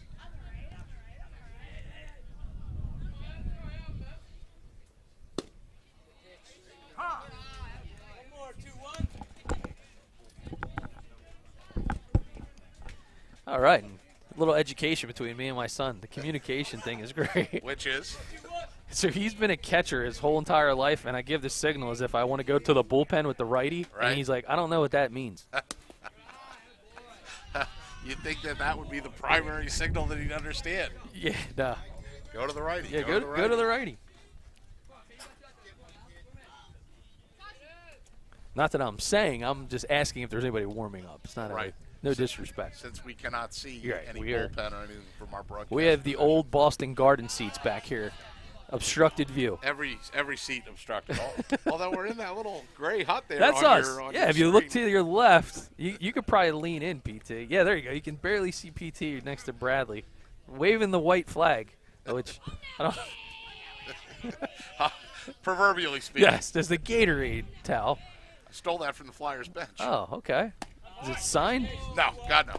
But that's where I stole the original one from. And then my boy Scott Ventnor over at Stockton, they get him on contract. Oh. So I said, hey, you mind if I get about 6 or 8 of those? And then you cut them in half. And we got a pinch 12 hitter. for 21. Number 12 is the pinch hitter. And that's going to be Rafael Tramo.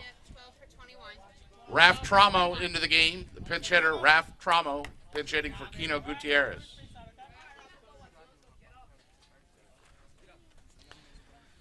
There is a look. Not sure if he's going into right field, but right now we know that he is pinch hitting in the spot. And he's got runners at second and third, PT. And I'm going to go out on a limb and say with 1 out, could they be looking for a bunt? Huh? And there he is. Goes right back to the plate. We got a play, we got a tag, and we got an out. So well executed by the battery of Bradley and Harrison. He lays it down. It just pushed it right back to him. And you'll see there. Close. A bang-bang play, and they get the out. Up next, the left fielder, number 6, Cullen Bressler. Certainly a close play at the plate there, Doug, but I'll say first and foremost, the execution between Harrison and Bradley was excellent. And he almost bunted it a little too hard to Bradley. Got on Bradley quickly, that's enabling him to return it back to the catcher and get the tag down in time. Yeah, you want that usually to try to go down one of the lines, preferably to first. Yeah, not right back at the guy that just threw it. But it happens. But, yeah, man, ice in the veins. So Bradley and Harrison knowing exactly what they needed to do. And now we got a runner going down the second base and a throw back to home and not in time. So I believe it was probably a design cut play that went awry. Run scores. Hamilton moves in front 5-1. To your point there, Doug, that absolutely was the cut play where you throw it down, but you're going to bring that back to the catcher. The problem is that either the throw or the wind, something threw that off of a direct bullet, if you will, and that was enough to allow the runner to come home and score. Kind of easily. Yeah, and with 2 outs, that's generally not a throw you see go down too many times. Just let him have it.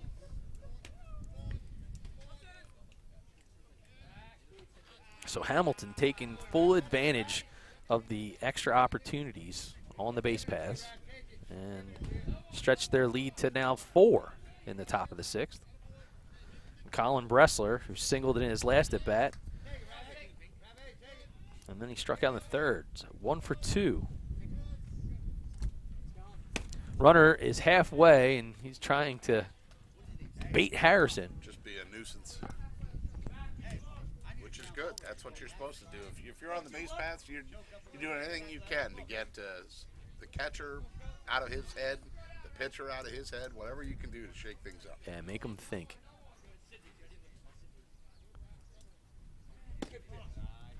And that ball passes outside.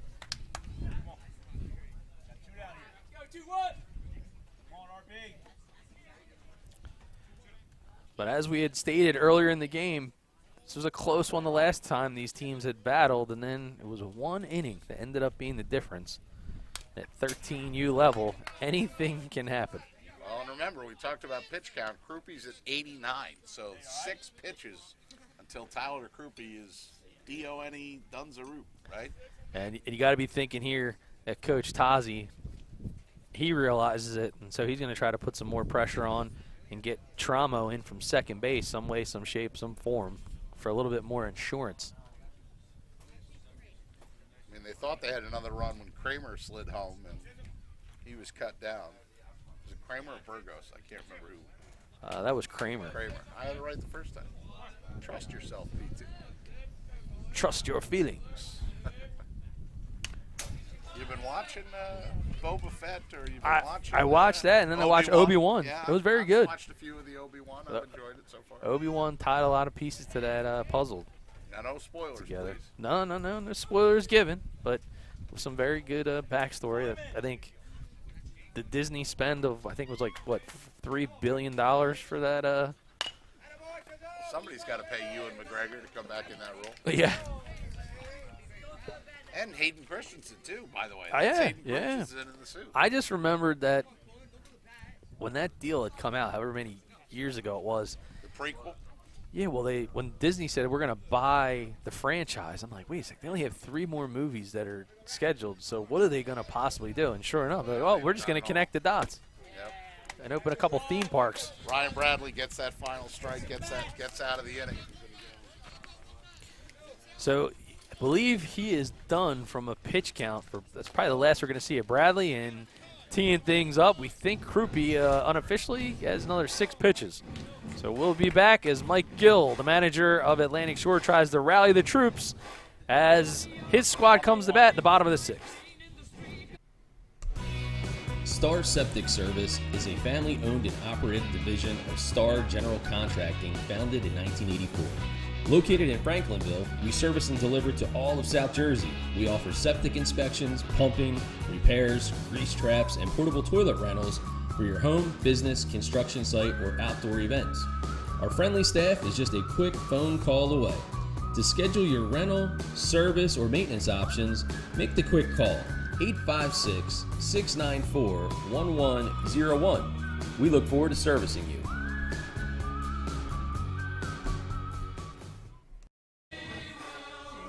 Doug Stasic, Pete Thompson, the BFA Sports Squad here at the 13U Babe Ruth Southern New Jersey State title game. PT, well, we got a tight one, 5-1, and that man on the mound, Krupe, has been very good. We get a change live. He's been outstanding. Okay. And Melissa giving us the changes as we do double duty. Yeah, so number 21 for Hamilton, who is going back in the game. You asked whether or not, that Raf Tramo pinch hit for Gutierrez. Okay. Now Raf Tramo is burned, but Gutierrez goes back into right field. So that was just a one-and-done situation there. So starters can re-enter the game, and we're about ready to. This will be number 44, Brendan Mooney. Get things going again. In the 6th, Atlantic Shore starts things off with Brendan Mooney. Mooney, 1 for 2 on the afternoon, singled back in the 2nd. He had the liner to right center, and more importantly, we talk about the importance of pitch count. So Ryan Bradley is done for Atlantic Shore with a final pitch count of 101, and we believe that Krupe had 6 pitches officially left in his daily allowance, according to the Babe Ruth pitch count rules. And now 2-1. That ball misses. Make it 3-1. So Mooney's got an interesting job here because he's trying to get on base, but at the same time, he wants to be the last batter that Krupe faces today. Yeah, very much so. And, I mean, that's the thing. You've got diametric wishes, I suppose, right? Oh, yeah. And that's ball number 4. So 5 pitches. So this will be the last batter that This will be Krupe number faces. 3, Jack Fellows. Fellows has walked and reached on an error back in the 4th.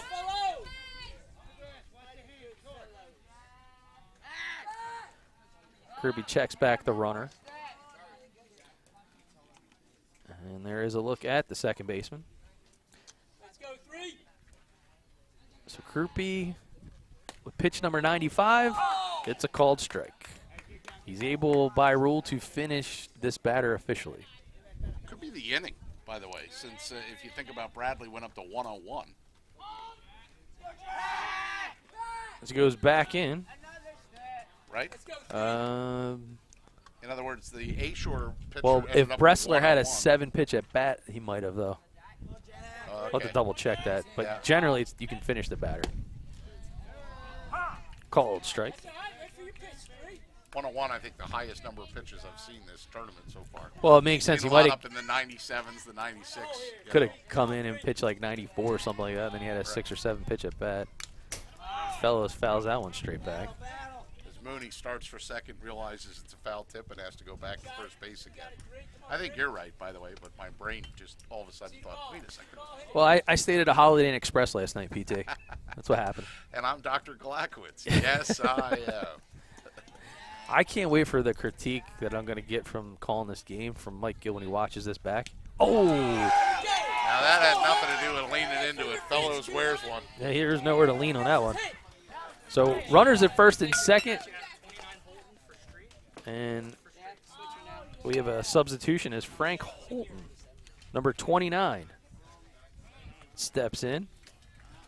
And we're going to have a The new batter is number 29, Frank Holton. Steelman for Hang. Yeah. And we got a couple of changes that we're going to bring you up to speed on. And it's going to be the new arm. So a good job there by Ty Krupe, who has gone 6 innings into the 7th. Final pitch count for Ty Krupe, 9-7. I'm sorry. 9-7, final pitch count for Ty Krupe. So you hear that from PT doing double duty as Krupe's final pitch count was 97 pitches. He pitched 5 official innings, got himself into the 6th.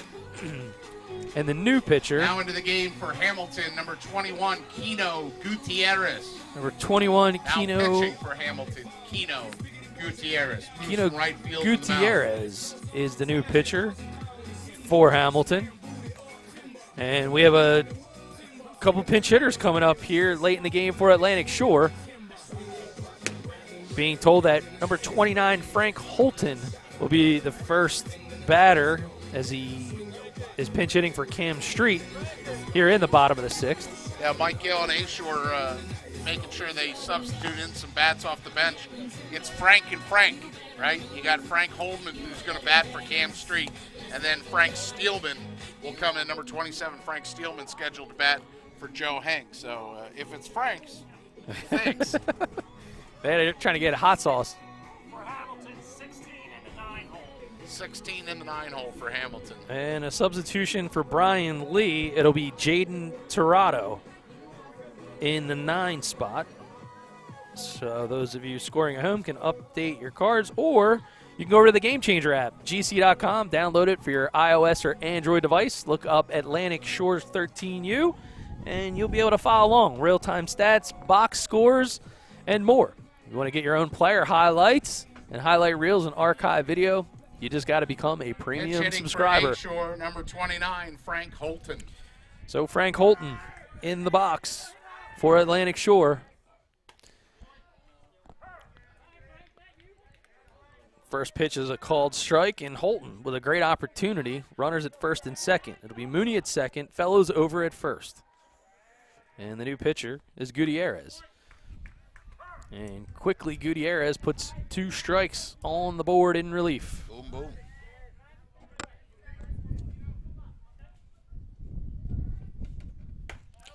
And it's a 1-2 count. Want to thank the other Doug E.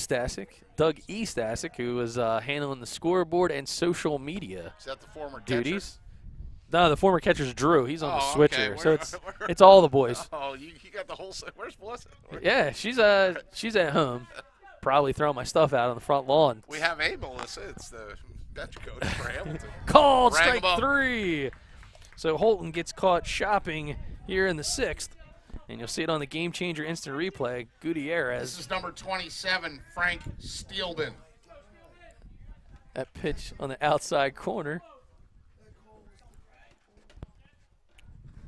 And Frank Steelman enters the game in the 9 spot for Joe Hang, number 27.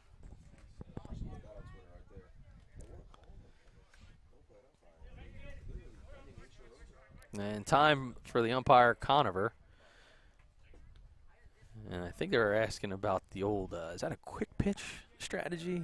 I didn't think sure so. What was going on there? He tapped the catcher on the head. It almost seems like the catcher asked for it. Ooh. Oh, well, he That- just that didn't ended ask up for the that, catcher but he there, just right. hit him right in the mask. Little birdies, right? Yeah, we Burgos- got that on the replay, Ryan Schumacher? Burgos gives a thumbs up. I was in, you don't understand sometimes how much of a jolt that can be as we slow it down. Look at this. Ooh, Right in the coconut. right there. Let's Good job by our cameraman out there, Casper T. iPod. He's doing a good job today. Let's have him count to Steady 3. hand. 1, 2, 5. 3, sir. 3. And that ball in the dirt, but a nice stop by Burgos, the catcher. So he unfazed by the shot to the grill. Same count for the Holy Hand Grenade, by the way, too. 1, 2, 5. Oh. 3, sir. There you go.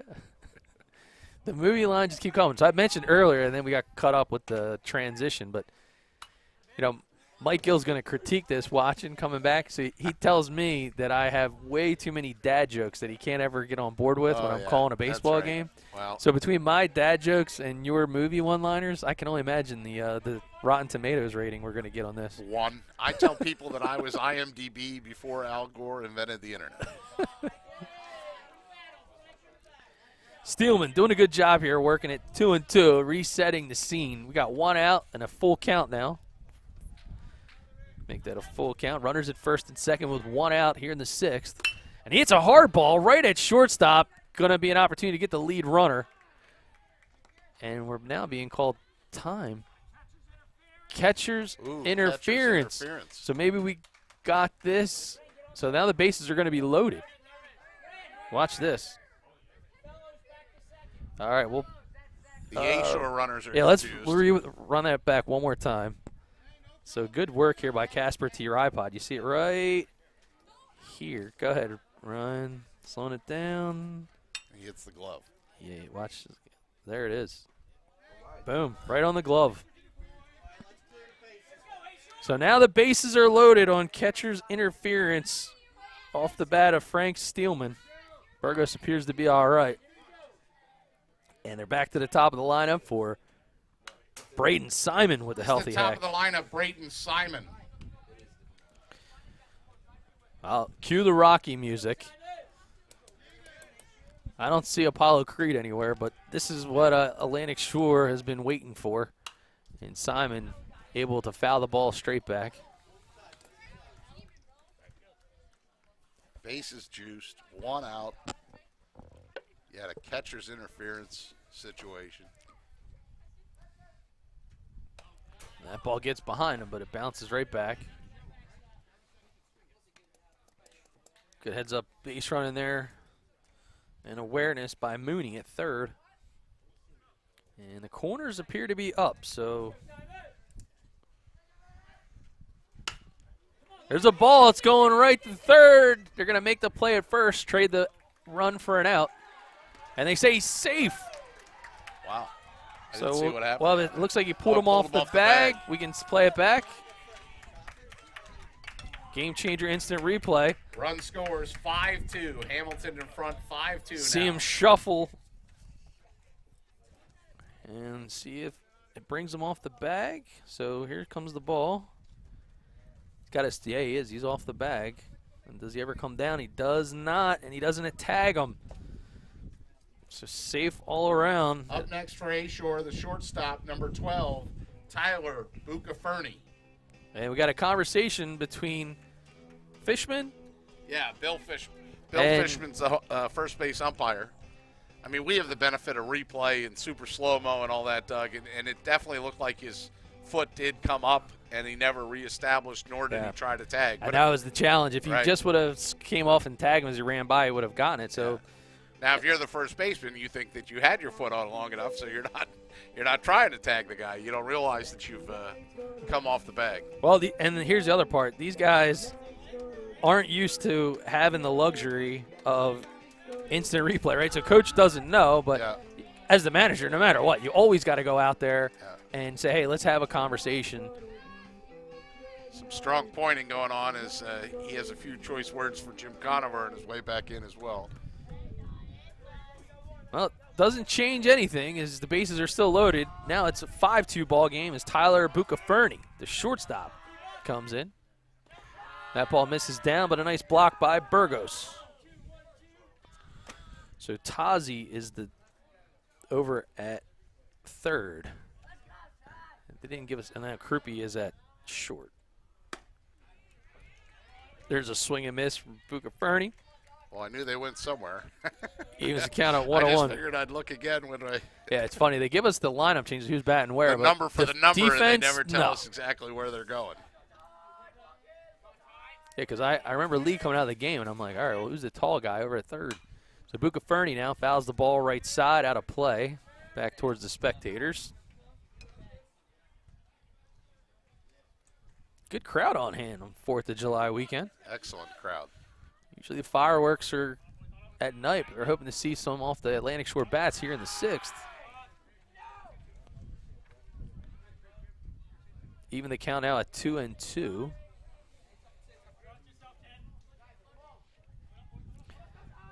You know, PT using the replay in youth. That one's fouled. Oh, golly. That sounded like a thud. Yeah, it hit the wall of the municipal building here, but thank God it didn't hit anybody. Just missed Charles Hope. Yeah. Did his knees buckle? Hit his chair. And they're saying it hit his chair up there, perched atop the first base dugout. Man. Stay with us, Charles. No hazard pay, Charles. That ball is down in the dirt. The MVP of BFA Productions. He is. Charles Hope. The legend, Charles Hope.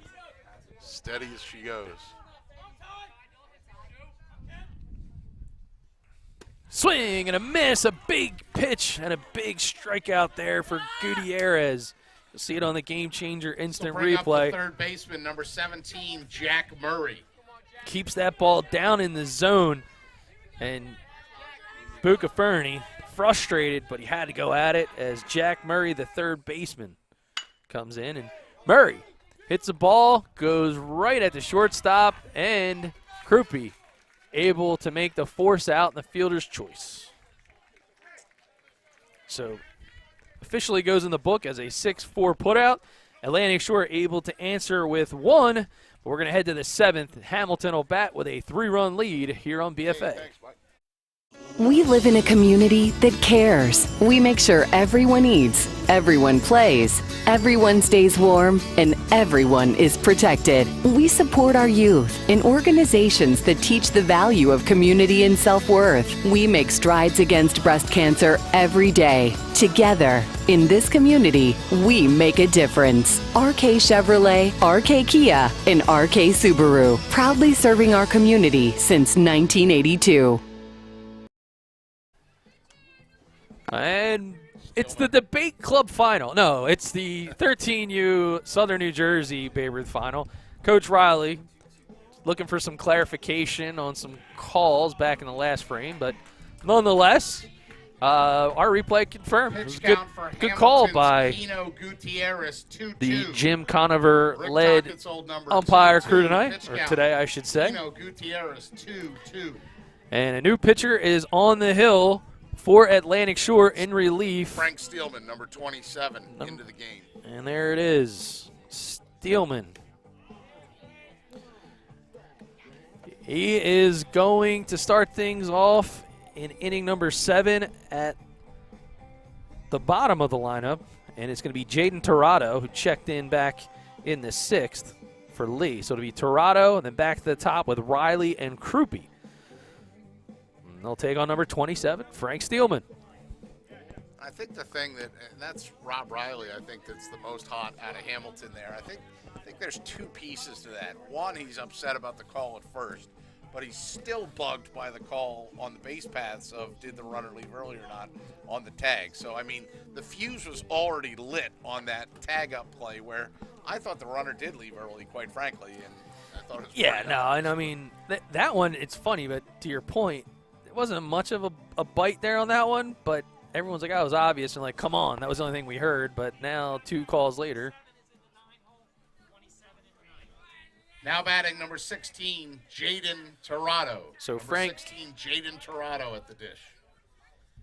That's Frank Steelman. Yep, That's, Steelman is Jim the one in the Conover 9-hole. telling us what we knew, which was that Frank Steelman's in the 9-hole and pitching. So Jaden Torado now leads things off. Top of the 7th here in Ventnor.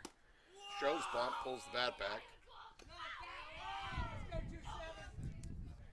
So after he shows that he's squaring, see Murray charging from 3rd. He's up on the infield grass, but still back as the first baseman.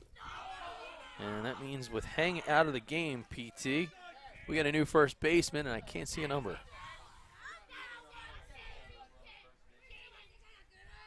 Yeah, and that's the pitcher. So it's Ryan Bradley. So Bradley moves over to first. He squares, pulls it back, and Murray charges again. Murray's reaction at third base is just priceless. He's like, come on, Right. as he ran in. And that's part of the game within the game. So a 3-0 batter-friendly count, and that's a called strike right down the heart of the plate. So we should get take here, you would assume. Trying to get that leadoff runner on any way imaginable. Pinch hitter late in this one.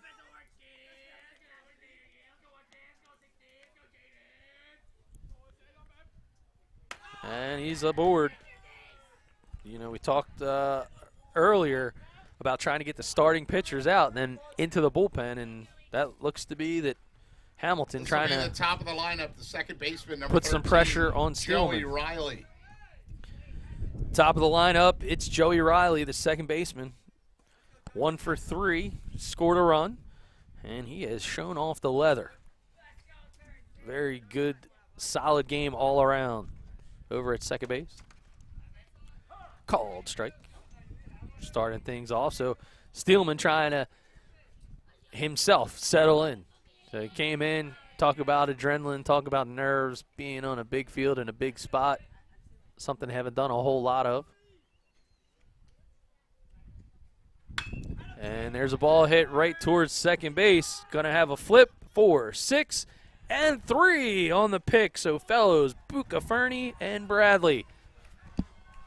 Nice job defensively on the DP. So nice job on the game changer Up replay. next, number 2, Ty Krupe. And Fellows starts the 4-6-3 double disco. And it's 5-2 officially is the score.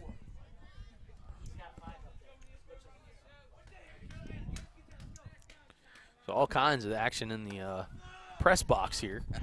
Well, I thought it was just one of the strike bulbs that are out on the field scoreboard, but apparently there's enough on the guest side that 4 is actually a 5. Oh, wow. How do you like them apples? Yeah. It is Right, 5-2. 5-2 is the official score. And there's a grounder to Bucafferni. He's going to scoop it up, and he's going to fire it across the diamond to Bradley. Bradley's able to hold the bag, and it'll end the inning, and we'll check it out on the Game Changer instant replay. Good job keeping it down as he shuffles the ball over, and look at that stretch. Wow. Well done.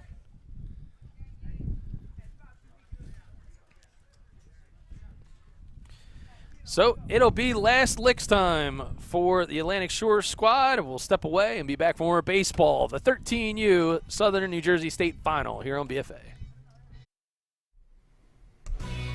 Star Septic Service is a family-owned and operated division of Star General Contracting founded in 1984.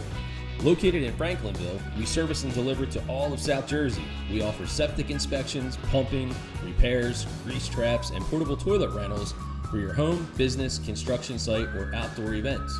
Our friendly staff is just a quick phone call away. To schedule your rental, service, or maintenance options, make the quick call, 856-694-1101. We look forward to servicing you.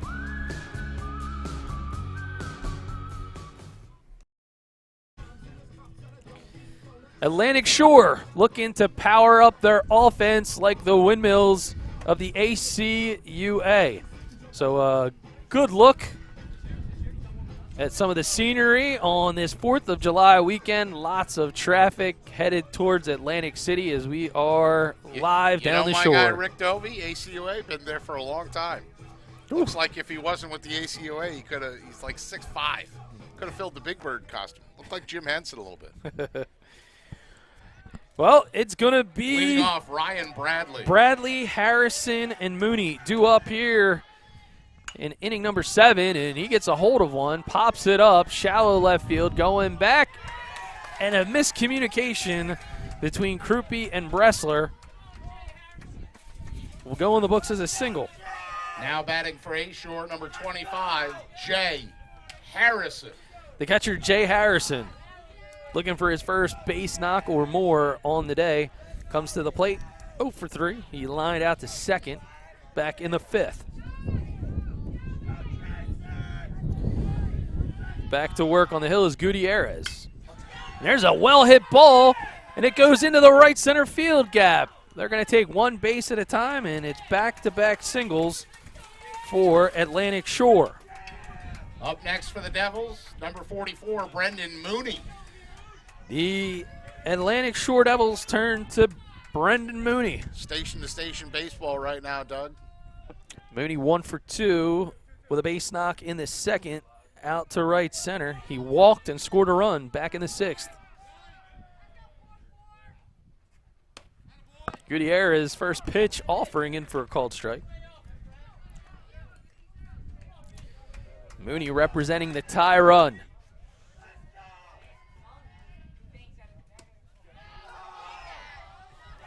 And he works ahead in the count.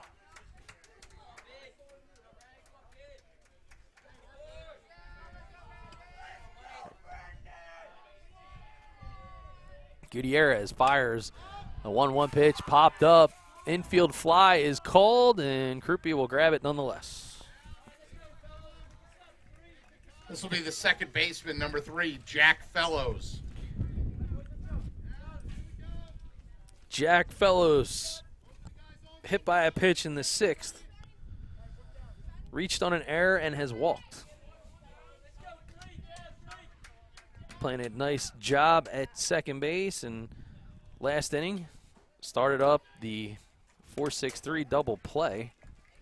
He fouls off that first pitch straight back into the screen. A little bit of a high fastball there, couldn't lay off. Too tempting. Now the sun has broken through the clouds. But there is a nice breeze. You can see the flag in center field coming in.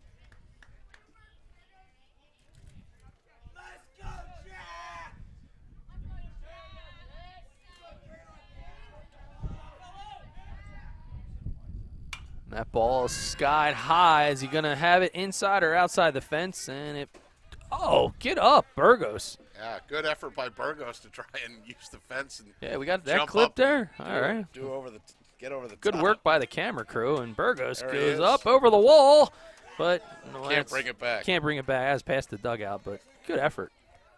I think the other night they took out a window of the boathouse, by the way, on a foul ball.